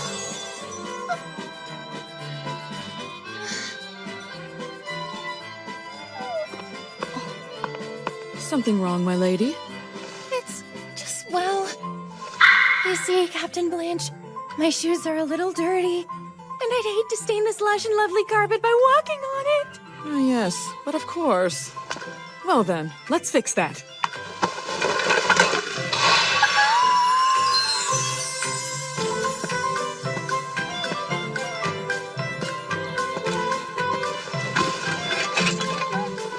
for doing that for me. Think nothing of it. It is my privilege. For Princess, you are just as light as a kitten. Am I dreaming? Even if I was, this is far too much for my heart to take! Well then, my princess, your foot, please. Oh, that's quite all right. I can take off my own shoes, thank you. It's too much for me. All these hot people acting so cool. Oh, I'm melting.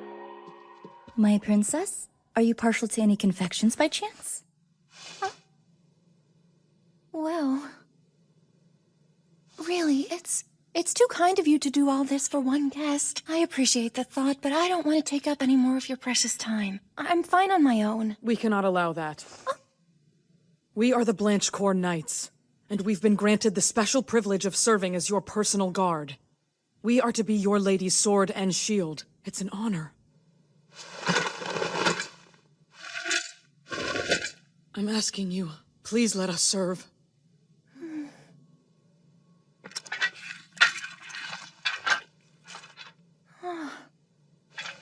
It is our duty and our sworn oath.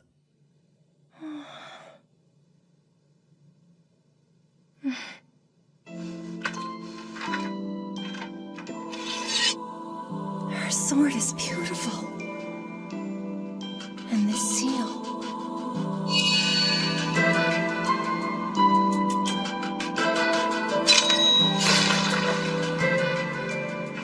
You, the Blanchecourt, each of you were specifically chosen by the Duke. That is enough. I know each of you are worthy of my trust. Still, consider this. I don't know anything about you as of yet. And you've not had the opportunity to observe my character firsthand. I'm still but a stranger to you.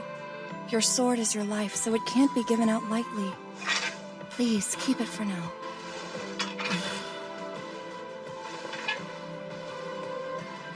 There are rumors about me. Did you know this? I myself made a promise to the Duke that I must keep as well.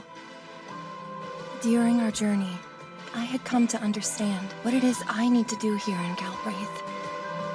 And so, my Captain Blanche, I'd like some time. Let me do my part to prove worthy of being protected by your blade, and only then decide if you will accept me as your lady.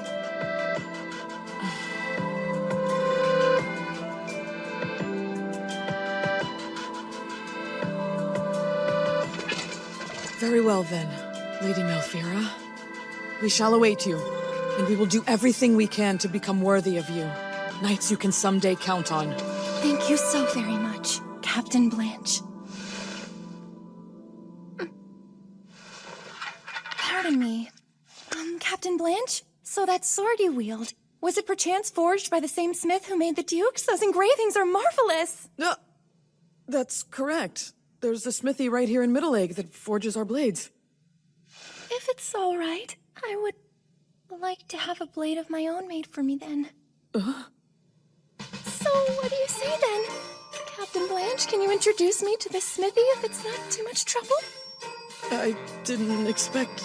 Oh, please say yes!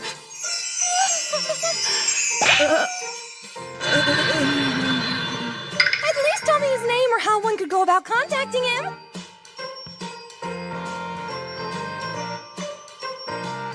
May I have the honor of brushing your hair, Princess? Well, if you insist, I can't say no.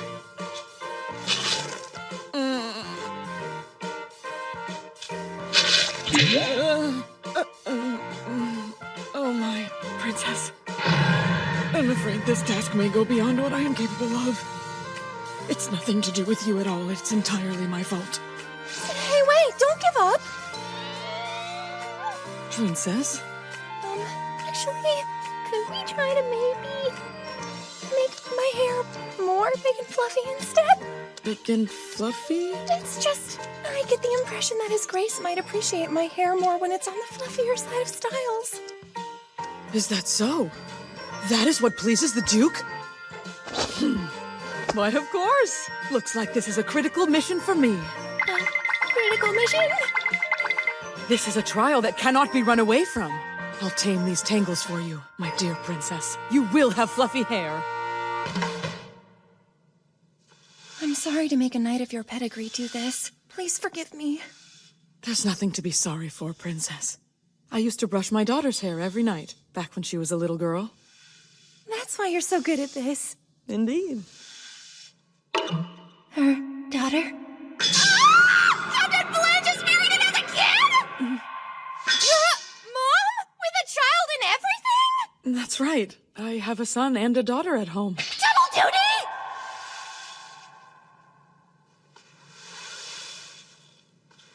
My daughter is just as headstrong as me. She wants to be a knight someday too, and her dad is quite distraught about it.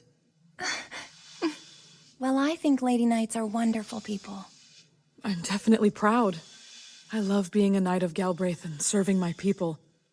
At the same time, I understand what a burden it is to serve in this capacity. And yet, Princess, you still wish to carry a blade of your own? Yes. I'll be needing it so I can butcher monsters. You mean, to prepare them for eating? Naturally, so we can eat them. That was how the Duke and I began our relationship. It all started because he was interested in trying them. By the way, Natalie... Huh? In my bags over there, I packed away my work tools. I've already unsealed them, so could you find them for me, please? Of course, yes. My goodness. These blades sure have seen their fair share of use. It looks like this one's been worn down to a fraction of its original size, has it not? It served me well. It's often used for cleaving bones and flesh. Excuse me, but Princess, is it true what they say about you cooking and eating monsters? You fool! That is a horribly rude question to ask her! No, really. It's no bother at all. Your curiosity about me eating monsters is more than understandable. The truth is...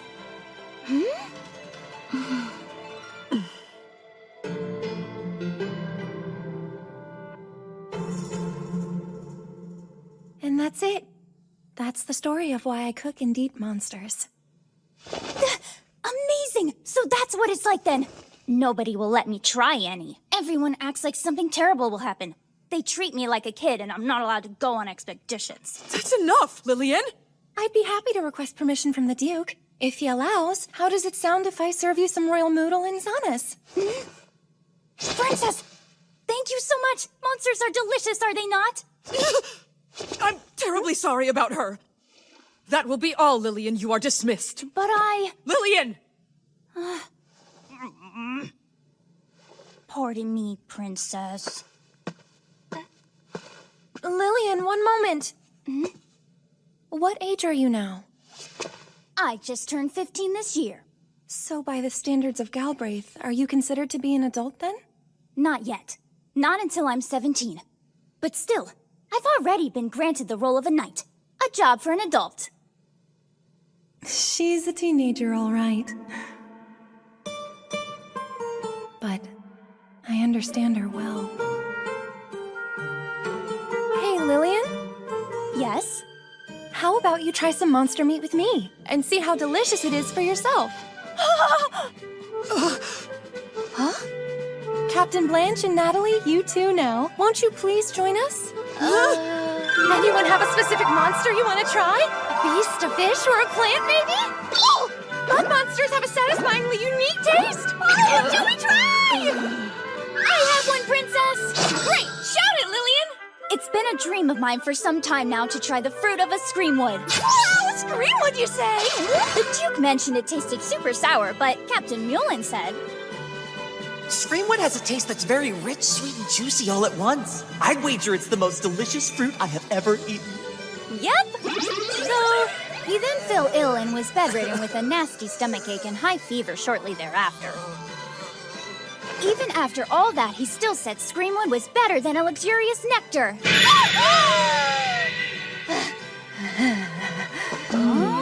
Rich, sweet, and juicy! Could it really taste better than a luxurious nectar? I've never seen a Screamwood in real life before, but hearing about how it tastes... I want to eat the fruit of a Screamwood too!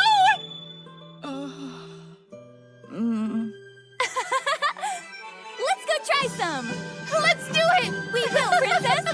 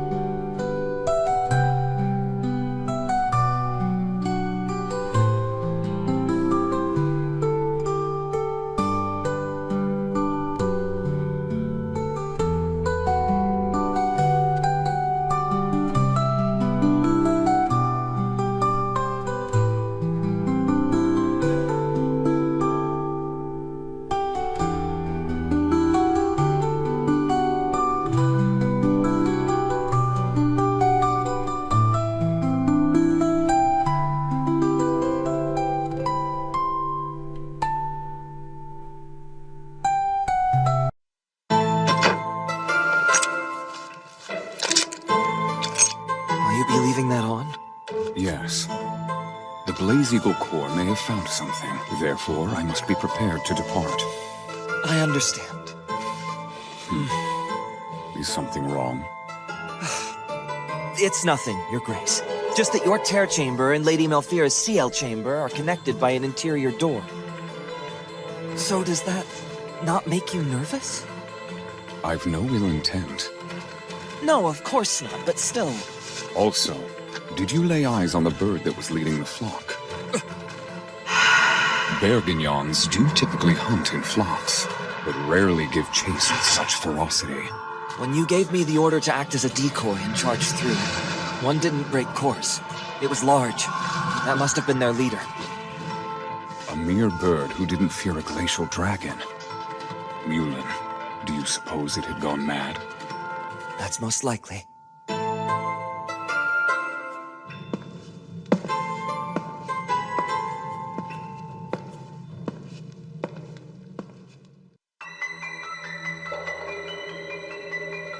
If Mulan believes it so, then the creature was surely mad.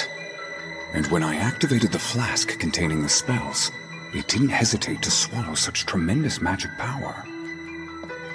An accumulation of toxins must have driven it mad, and it went berserk while leading the flock. That's the only logical explanation. There's something I'm dying to know. When exactly did you find the time to develop that horrible spell? I really thought I was going to die up there. I'm only responsible for activating the magic circle. Melfi's the one who created it. And she put a lot of effort into it, too. How dare you call it horrible? True, her research is risky. It could lead to a weapon with the power to shake nations, but only if misused. She's done nothing wrong. But still, how many people in our country possess the knowledge and skill to manifest magic circles as powerful as hers? Indeed, if I'm to protect Malfira, I'll need to enlist the help of the ones I trust. Those who are loyal, like Mulan.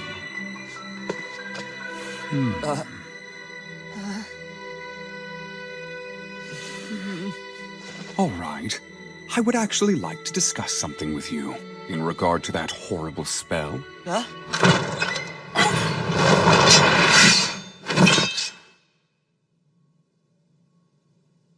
Then I would like to hear about it also, Your Grace. What horrible spell? Chaos, it's nothing! Nothing at all, sir! Is that right? But you've drawn your sword. Yes, on the account of you barging in here! I was just surprised. You know perfectly well that the hidden door is to be used only when there's an emergency. But there is. Namely, that head of yours and its contents! I used my acceleration magic to quickly return so I could wait in front of the great doors. But instead of greeting you and Lady Malfira, I find out that you've already escorted her to the CL chamber. All right. I'm sorry. I simply thought Malfira would feel a little more at ease if she could freshen up first. Well, of course she would! I thought of that too, and gathered chambermaids who serve noble ladies to receive her. But there was no noble lady to be received.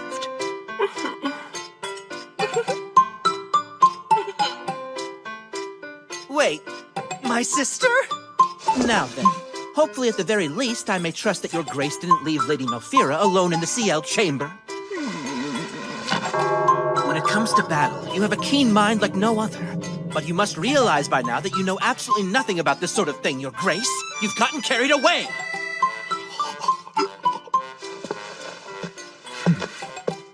I would never leave Malfira to be by herself. I assigned the Blanche Corps to her.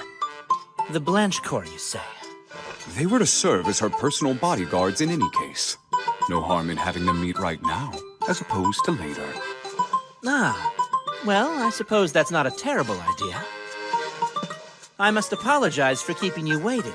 Mrs. Laforgue, Mrs. Jordan, and Mrs. Sarot. Lady Malfira happens to be meeting with the Blanche Corps at the moment. Do you mind waiting a bit longer before bringing her the dress and items? Don't be so silly, Chaos. There is no need to apologize to your own mother. Isn't it sweet? The Duke must have gotten carried away, but he clearly adores her. I can hardly wait to meet she who finally won His Grace's heart. She must be quite an exceptional woman. Right, Mulin? Right. Then let us enjoy some homebrewed tea. I have collected good leaves. I can bring some of my delicious bread. My, how lovely. Come, let us prepare. You haven't lived until you've tried it. Seriously? Who makes their own mother serve as a chambermaid? Who can you trust more than the very woman that birthed you? And you know she's fully qualified to watch over Lady Malfira. She was your caregiver when you were a child, you remember? Well, you do make a fair point, but... Excuse me. Chaos, sir. Why did you pick my sister to be a chambermaid? I mean, she's but a humble baker. She's magnificent. Mrs. Sarot's a married woman who took over the family shop. Since after you had become a knight, there was no one else. Your sister's a bold woman. Yeah, well, that's quite kind of you to say. And Mrs. Jordan, she's the wife of a Galbraithian knight. But this is temporary. I will select new chambermaids another day. I've no complaints when it comes to Chaos's choices. But he's always so well prepared. It's a bit frightening. Locked tight. Secrets. Keep us safe. Now, enough about chambermaids. Back to our discussion. Tell me everything about this spell. Believe me, after all this time, I am too familiar with the magic power that you possess. But what was that, huh? Is it possible that you love the Erzinier Woods so much that you've decided to become one with it? Shall I start addressing you as Walking Volcano, or perhaps Magic's Generator will suffice? Your Grace is fine! Should I go? Tell me, Chaos. Could someone else have noticed? Perhaps. Mulin. Think anyone noticed? What do you mean? I don't understand. We all saw the Bergignons attack us. And that explosion.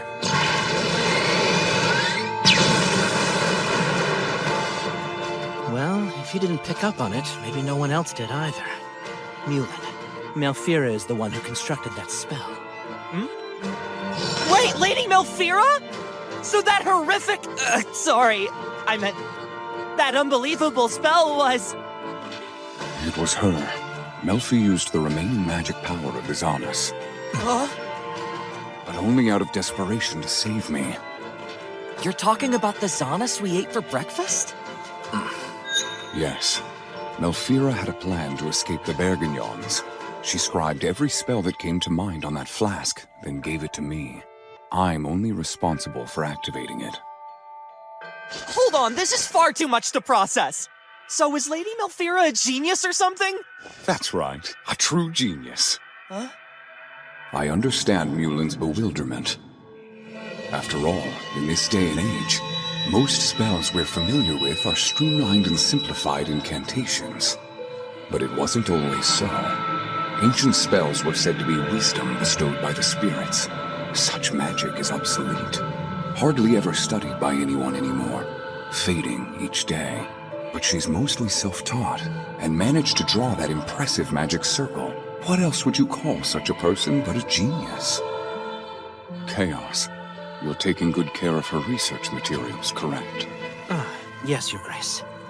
I even took the flask with the Royal Moodle's power, and placed a few extra magic seals on it. That'll do for now. There are plenty of peaceful uses for it. And this should go without saying, but our conversation does not leave this room, yes? Oh, right! But Your Grace, why would you tell me about it? It's simple. Listen, Mulin, I would like you to protect Malfira alongside the Blanche Corps. Of course, you'll continue your Dragon Knight duties, but you'll also guard her as necessary. But isn't she already safe here in Middle Lake? There are too many people around here. I've prepared a secluded room that should serve well enough as her lab, but we must ensure that nothing befalls her. Malfira's research has to continue no matter what. I won't see it stopped, for if we could consume monsters safely, perhaps Galbraith would change for the better. I'm trusting you, Mulin. You can count on me!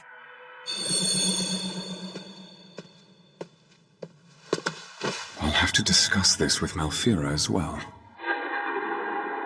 She's such a kind-hearted person. It's possible she doesn't understand that there are those who would take one glimpse at her work and use it for evil.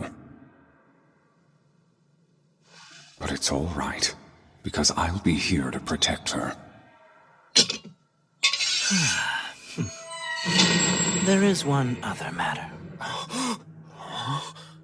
Chaos.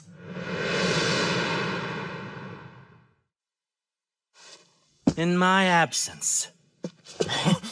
What are you doing? You were eating without me. I haven't a clue what you're talking about! Why would you do that to me? What? Chaos, have you lost your mind? You ate the delicious banquet of Zanas that Lady Malfira prepared. And you ate it too, right, Mulin? Yes! Oh, I see. Zanas is now in season. And you had it for breakfast without me. Very well. Excuse me, Your Grace. Your Grace, Sir Chaos, Captain Mulin, I'm sorry for interrupting. However... Go on. That can't be. Nonetheless, I'm afraid it is. The men we left behind confirmed we're dealing with a case of mad Bergignons. Forgive my questioning you, but is it truly such an urgent matter that you must sortie to put them down? Afraid so. This occurs every day in Galbraith. I did look forward to showing you off today. I'm sorry, but it'll have to wait. No, it's fine.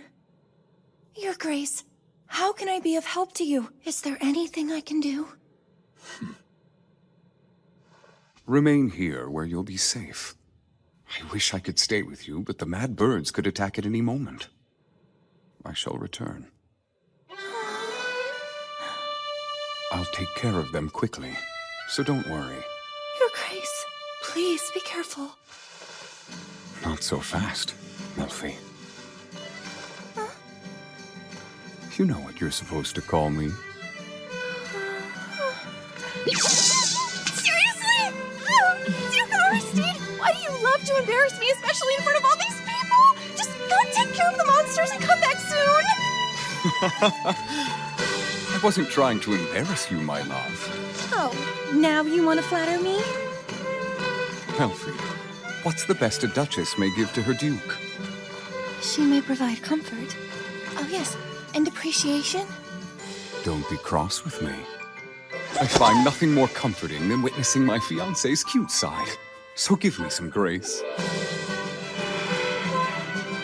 Do you really mean that? Of course I do. When I return, treat me to a delicious meal. Oh, I know. How about a stew made from the remaining royal noodle? sounds nice. But don't you think ordinary food would suffice? Perhaps. I'd even eat Bergignon if it's good. And it motivates me to imagine I'm going off to hunt ingredients. I know what he's doing. The Duke is purposefully emphasizing that he wants to eat monster meat. And by asserting that before the Blanche Corps, and in front of the other knights, he's hoping they'll more readily accept my research. That must be his intention. If there are any monsters you're interested in, I'll hunt one while I am out. Any monster? It would be selfish of me to ask for something major. After all, he's on his way to slay a flock of mad Bergignons. But then again, he is offering, right? Oh, all right. Well then, could you bring me back the fruit of a screamwood tree? Yes! You told me you've eaten one before, and how you regretted it ever since. Oh, that's right. But, It had quite the strong odor, did it not?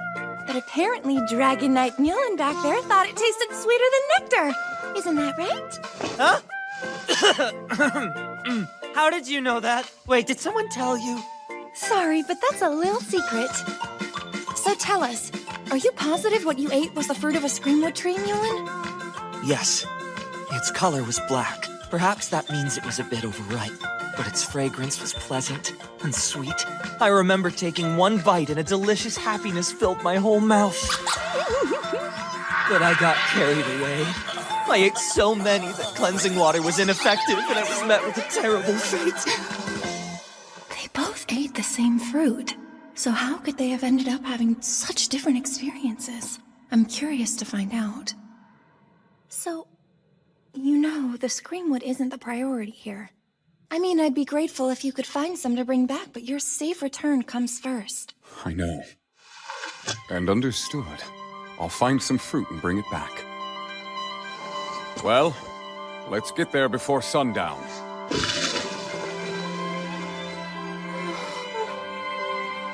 I'll take this as an advance payment. And don't worry about your things. They're inside a room I no longer have use for. Oh, Blanche, show her there later.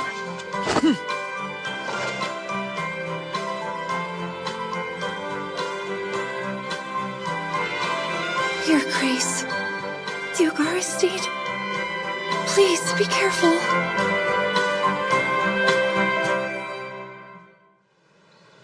Good morning to you, Lady Melfira. You didn't get that much sleep, did you? That's right. Those bird monsters attacked us so vehemently yesterday. Not only that, but an entire flock is mad. I did consider offering another magic flask to Duke Aristide as a safeguard. But the only one I have left contains the Royal Moodle's magic energy. And that magic's so dense and plentiful, there's a chance it may even catch the Duke and all of his knights in the blast! Ah! I hate that all I can do is sit here and wait! Hey, it's all right. He'll be back before you know it. Come, your breakfast is ready. When His Grace finally returns, you should prepare to greet him with a smile. Thanks, Blanche. Well, this is it. All of your research equipment is inside here. Just consider this room your lab now. Hope you like it.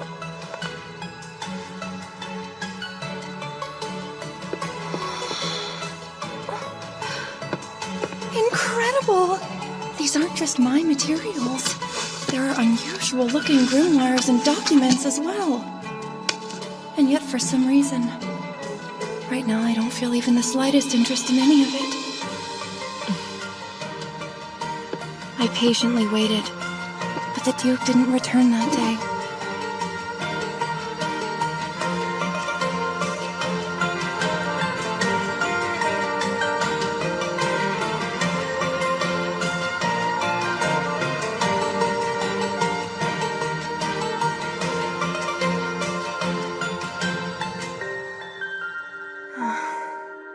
The Duke has finally returned! Duke Aristide!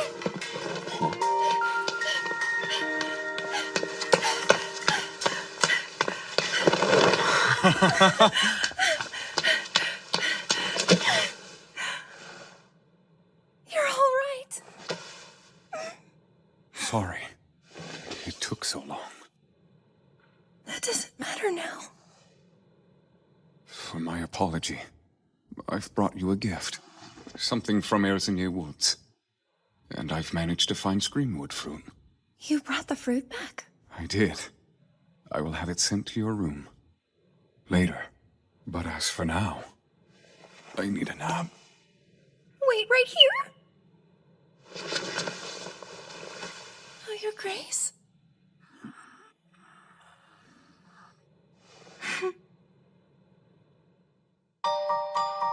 So this is it.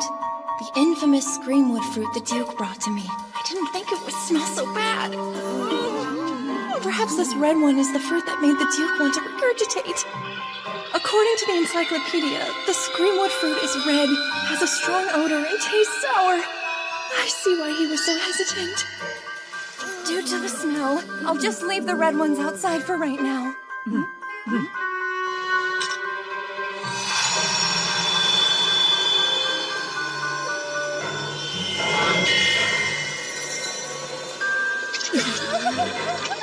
Tell me, is the bright liquid you're removing magic energy? Extracting the magic energy from this quarry is difficult. I can't spare the effort to respond. Unless they're burned to ash, or they wither away completely, tree monsters don't truly die. But their fruit can't be consumed once it is withered. Extracting the energy while they're alive is nearly impossible, but...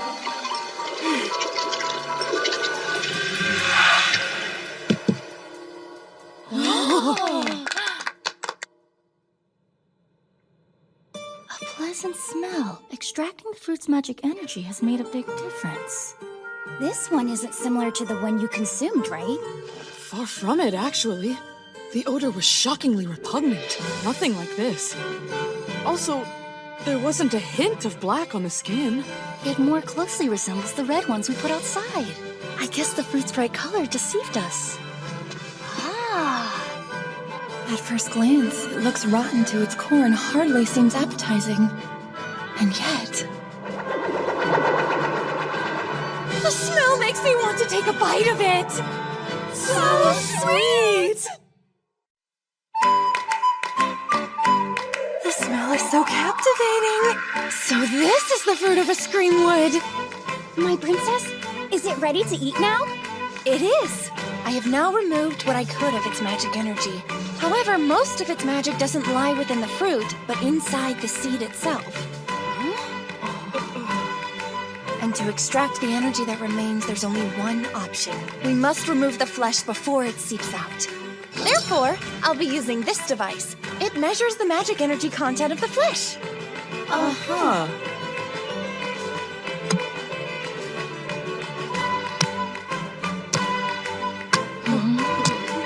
I can do it! Allow me to help you. Thank you. I'd like that.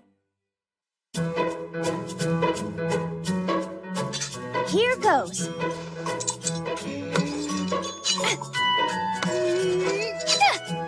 Lillian, you're supposed to use the heel, not the edge. Have you forgotten your training? Hand it over. Swords and kitchen knives are designed for different purposes. Listen, we must cook for ourselves on expeditions. If you wish to come along, then you really should learn to do so properly. Thank you, Captain. I will do as you suggest.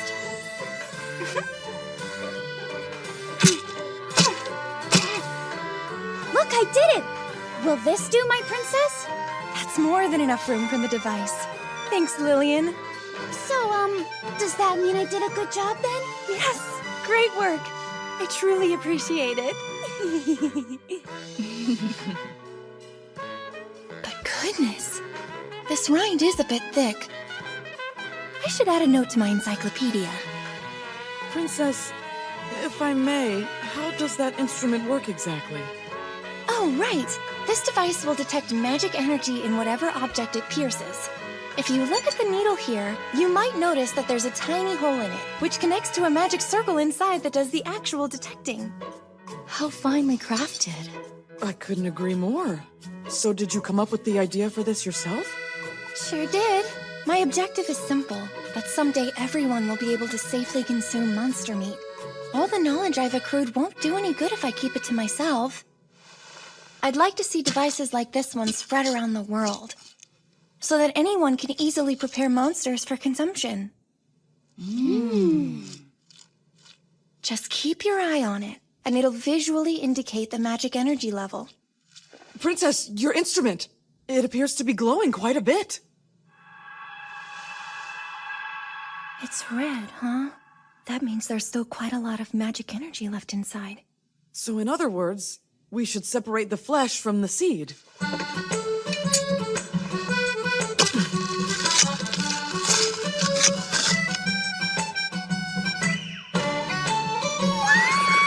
That aroma!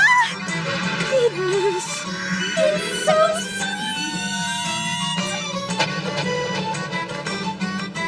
This fruit's by far more pleasant than the ones we ate before. Agreed. Those fruits had a more yellowish-green color inside of them, and the smell of those were quite different. Uh-huh. And were there any side effects you can remember? No poisoning, nor paralysis or hallucinations, so we thought it was safe. But just for good measure, we all drank purifying water too. But the stench was really powerful. Honestly, I can hardly remember the flavor. Well, if that's the case, then perhaps the red fruit simply hasn't had enough time to ripen yet.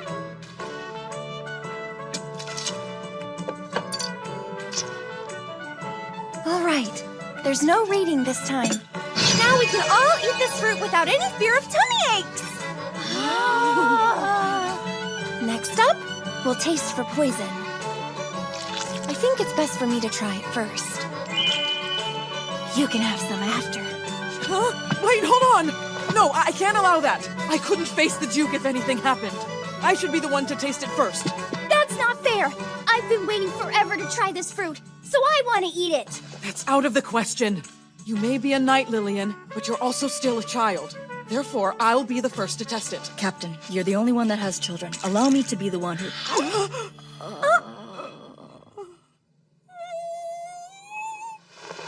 have to try the fruit! It's so good! In that case, I think it's safe for us to partake. This flesh is so amazingly soft, and a bit sticky as well. The color is a beautiful orange, and it's a little translucent and looks juicy. It's so rich! It's like happiness in my mouth! I thought he was exaggerating, but now I understand why he said it's better than luxurious nectar. When fruit is eaten raw, it can have sort of a unique acridity to its sweetness. Like this!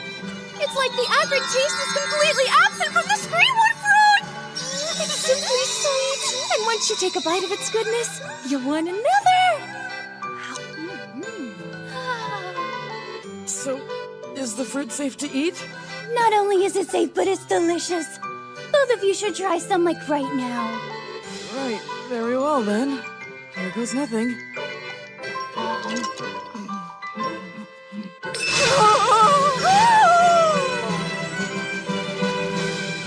That was so great! Princess, I thank you for sharing this with us. Well, you're very welcome. That said, I should be the one expressing gratitude.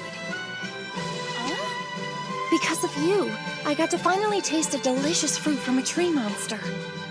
It seems very likely that if you hadn't remembered what Mulin said, I never would have had the chance to. Therefore, you have my thanks, Lillian.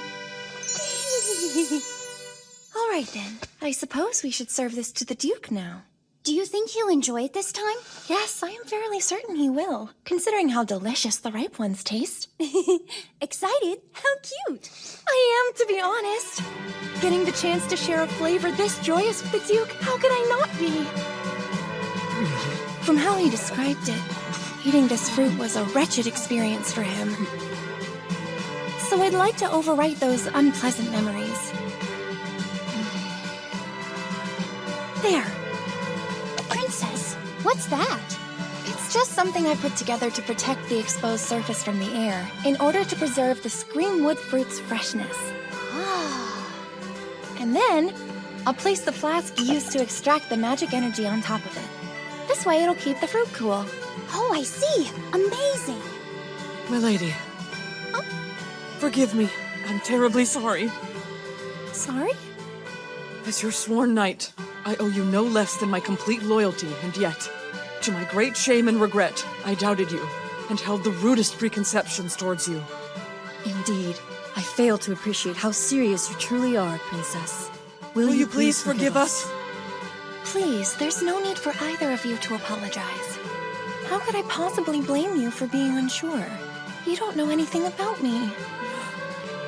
But, Princess... In your eyes, I could be anyone. Even... A villain seeking to commit evil acts in Galbraith! Evil acts, huh? Like what? Like opening all the windows in the castle! So more like a child than a villain. Then what about scattering dragon dung throughout the yard? So fertilizing, in other words? Oh yeah? Well, keeping all the monsters for myself then! How could you betray me like this, milady? What if I were to devour a dragon without even asking first? Or perhaps I'll refuse the Duke's hand and return home to Marshalraid. What do you think about that, huh? Is that your wish? Do you intend to resume your life in Marshalraid? And leave me behind for good? What is he doing here? Do you intend to resume your former life in Marshalraid? And leave me behind for good? What is he doing here? Was he behind me the entire time? What could I have possibly done to earn your ire? Melfi, this is a terribly sad turn of events. No, wait! I didn't mean what I just said. Please believe me. I have no desire to return home. I want nothing more than to marry you, Your Grace. It's fine. I'm used to being despised anyway. Listen, Duke Aristide, it isn't like that. Really, I truly don't feel that way. I hurt him. What can I do to make this right? Please, Your Grace. This is my fault alone. Forgive me. I had lightheartedly asked her what evil acts Her Highness could possibly commit, so... And furthermore, she asked us to determine if she's worthy to stand at your side. And to be honest, we had our doubts. Pretty serious ones, actually. But all of our eyes were clouded. Oh, Natalie, you didn't have to reveal all that. Your Grace, the princess is merely guilty of wanting to have some delicious fruit from a Screamwood tree. And she is eager to share its flavor with you. Please, Lillian, don't bring that up! Nothing they've said is wrong, but somehow hearing the words come out of someone else's mouth makes it that much more embarrassing. Is that true, Melfi? Well, You must tell him. His Grace deserves to know how happy you are when you talk about him. Princess, show him the happy face you made earlier, the wonderful smile that appears when you mention his name. That's so. Go on, Lillian. It's adorable. And what's more, her eyes light up with the distinctive sparkle of a maiden in love. I think you've made your point, Lillian!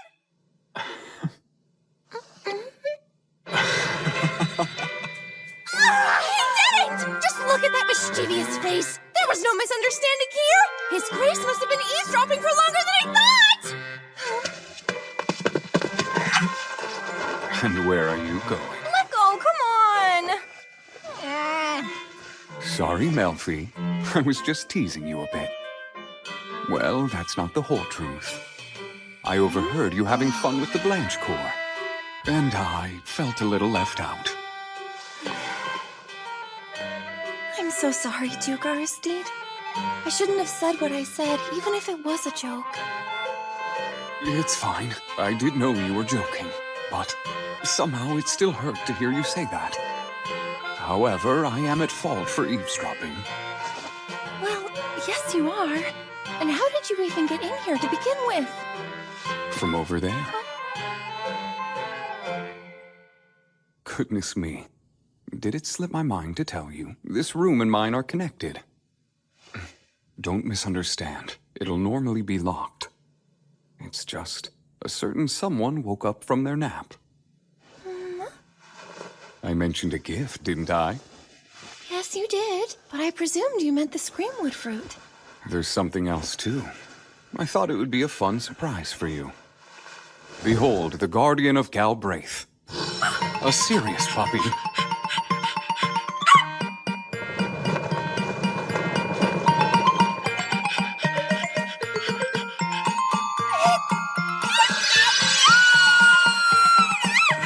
You like it? A fluffy little serious puppy? In the hands of a handsome duke? Nothing about this is remotely fair! Tell me, where did you get the little guy? In the woods. It was beset by mad Bergignons, so I rescued it, at least temporarily. It must have been separated from its parents. The knights are attempting to find them as we speak. I'd better not get too attached, because based on what the Duke just said, it sounds like this sweet thing is headed back to the forest sooner or later. I hope it's after they find its parents, at least. So how long has the Sirius been the guardian of Galbraith? Since the first Duke. Of course, it's legend at this point, but it said he kept one by his side throughout his reign. From that point on, the Sirius has been the symbol of the family. And what do you feed it when it gets hungry? Good question, but I've never raised a Sirius puppy before, so I'm not entirely sure. I offered it beef with goat's milk, but it wasn't too interested. I do not know what to feed it. Is that right? You know, we could try giving it some monster meat. Good idea. It did grow up in the wild, so it's worth a try. All right, maybe it'll like dragon feed. Get us some, would you, Blanche? Yes, of course, Your Grace. Lillian, let's go. Oh, really? All right, but I would rather stay with the puppy.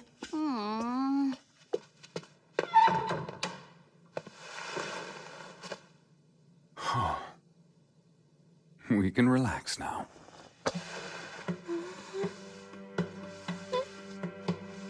Your Grace, just so you know, the puppy's quite soft, so you might prefer petting him. No thanks. I'm more than happy with this arrangement. I find the touch of your hair incredibly soothing. Yes, of course you do. This is my duty as a future Galbraith Duchess, to offer the Duke comfort and appreciation. Still, as duties go, this one's too embarrassing.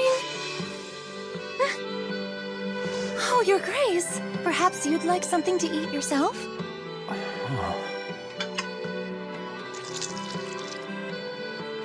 Oh, well now.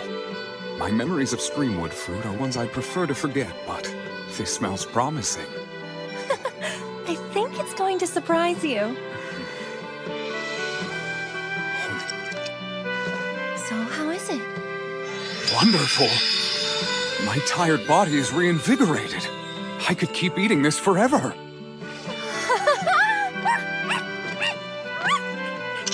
Now then, Melfi, say ah. The sweet taste of happiness. Truly. All right, it's ready. It's so cute! How long will it take this puppy to grow into an adult? It'll be independent in about a year, but won't be fully grown till about 4 more after that. Take a look. This crest means something to us here. Have you ever had the chance to see a fully grown Sirius before, my princess? Well, except for in books. But I'm sure they're a divine feast for the eyes. Yep, you said it. No, no. Wolf it down like that and you only spit it back up. Nice and slow. That's it. Much better.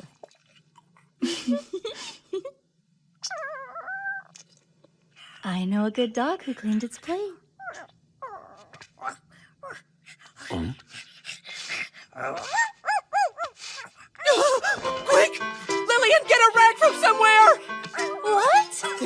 has business to do! Hurry! What was that? Good grief. If we can't locate its mother, we might be in a bit of trouble here. Did you have any idea of how long we'd keep it? At the very latest, I figured we'd release it once it was capable of finding food on its own. But then, as long as it remains here, how will it ever learn? Maybe it doesn't have to go anywhere. The first Duke tamed a Sirius, right? I told you that's just a legend. He did say that, yes. But that doesn't mean it's out of the question. Granted, my expertise is in eating creatures like this. Raising them is something else entirely. Hey, what's this? The captain has a new friend. How cute! You were like that as a child, Lillian. You'd follow Blanche around talking about how much you wanted to be a knight. Do you remember those days? Oh, Your Grace, please! Am I wrong? Well, I mean, I wouldn't say I followed her around exactly.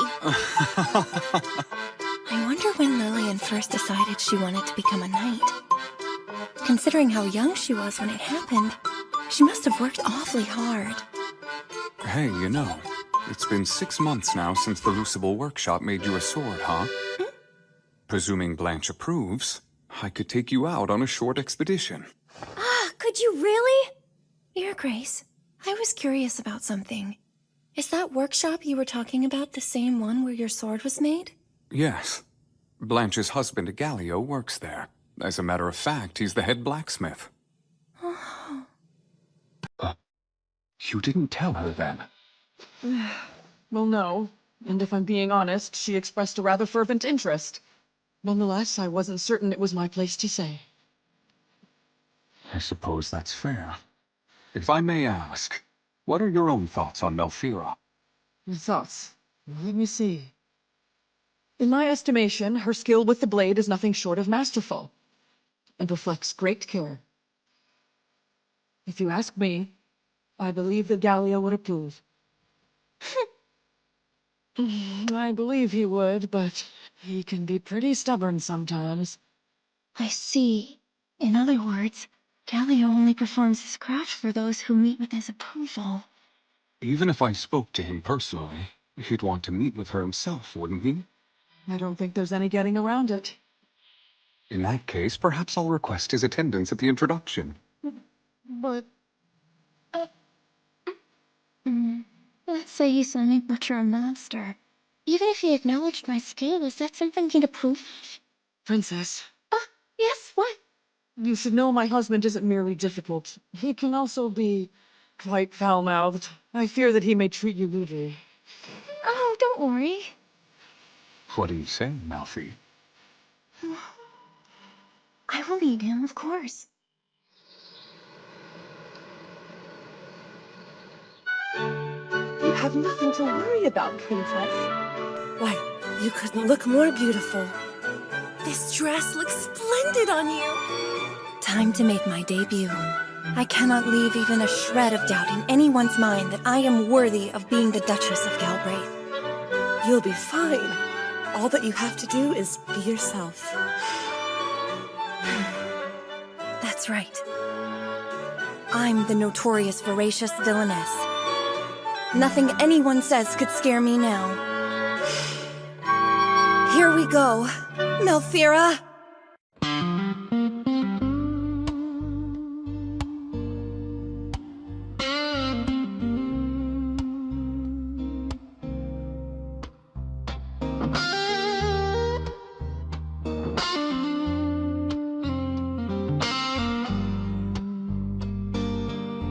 Anh đứng lặng giữa đêm tối,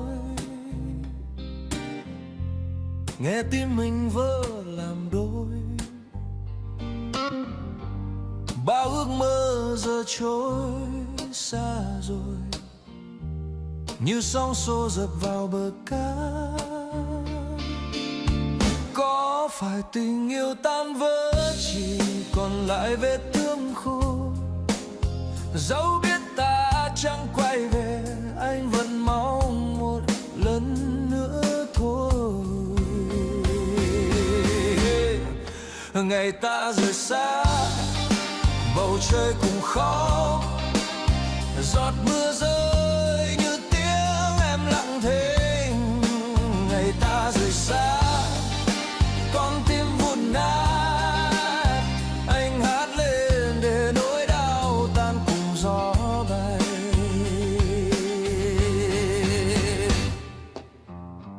Anh nhớ từng ánh mắt cũ như những hẹn thề nơi góc phố quen.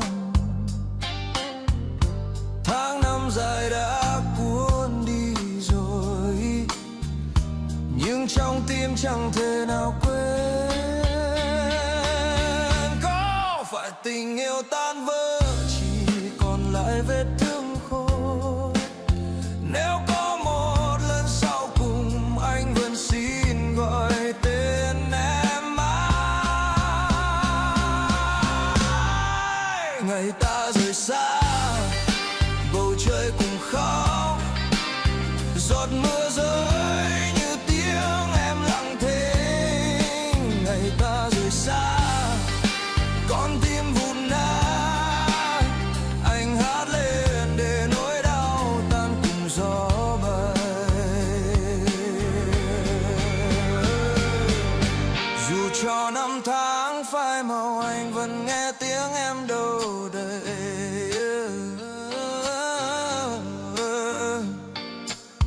Như vết sẹo chẳng bao giờ lành, như ngọn lửa cháy mãi trong anh.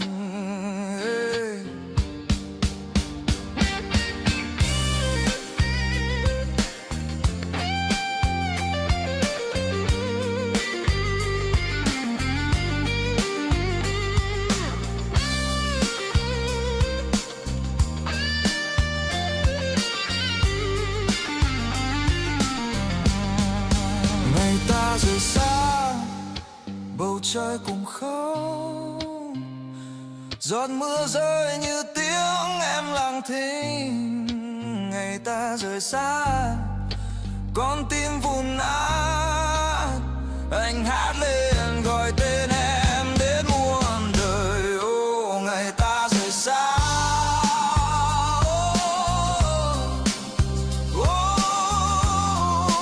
tim anh xa rời, anh vẫn hát gọi tên em mãi mãi.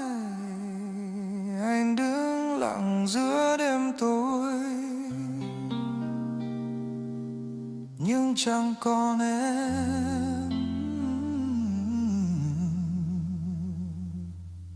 chẳng còn em.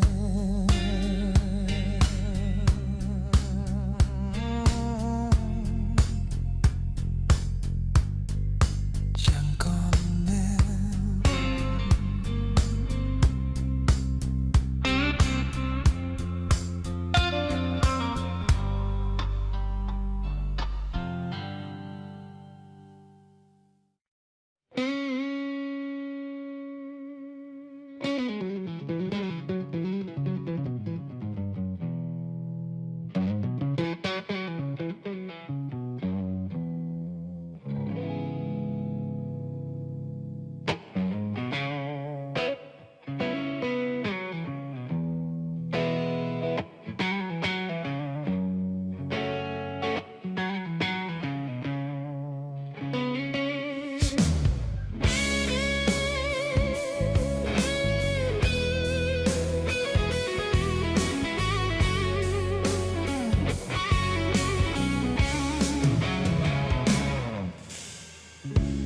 Đêm buông xuống, mưa rơi ngoài hiên vắng,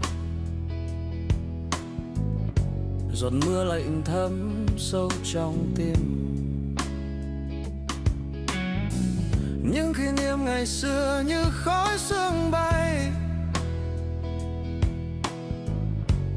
câu ước cũ đã tan theo gió trời. Anh ngồi lặng nghe mưa kể chuyện tình, một chuyện tình buồn không tên. Có những đêm dài anh tìm trong tiếng mưa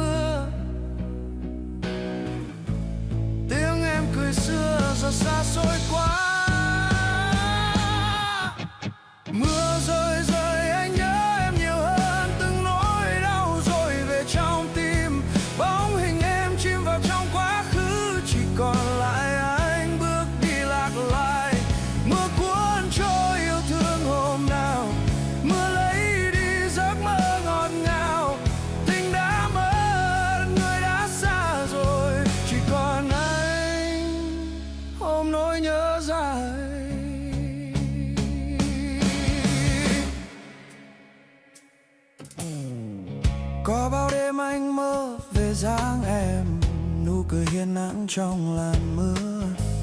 Cánh tay anh cố đưa ra níu giữ nhưng chỉ chạm vào khoảng không lạnh lùng.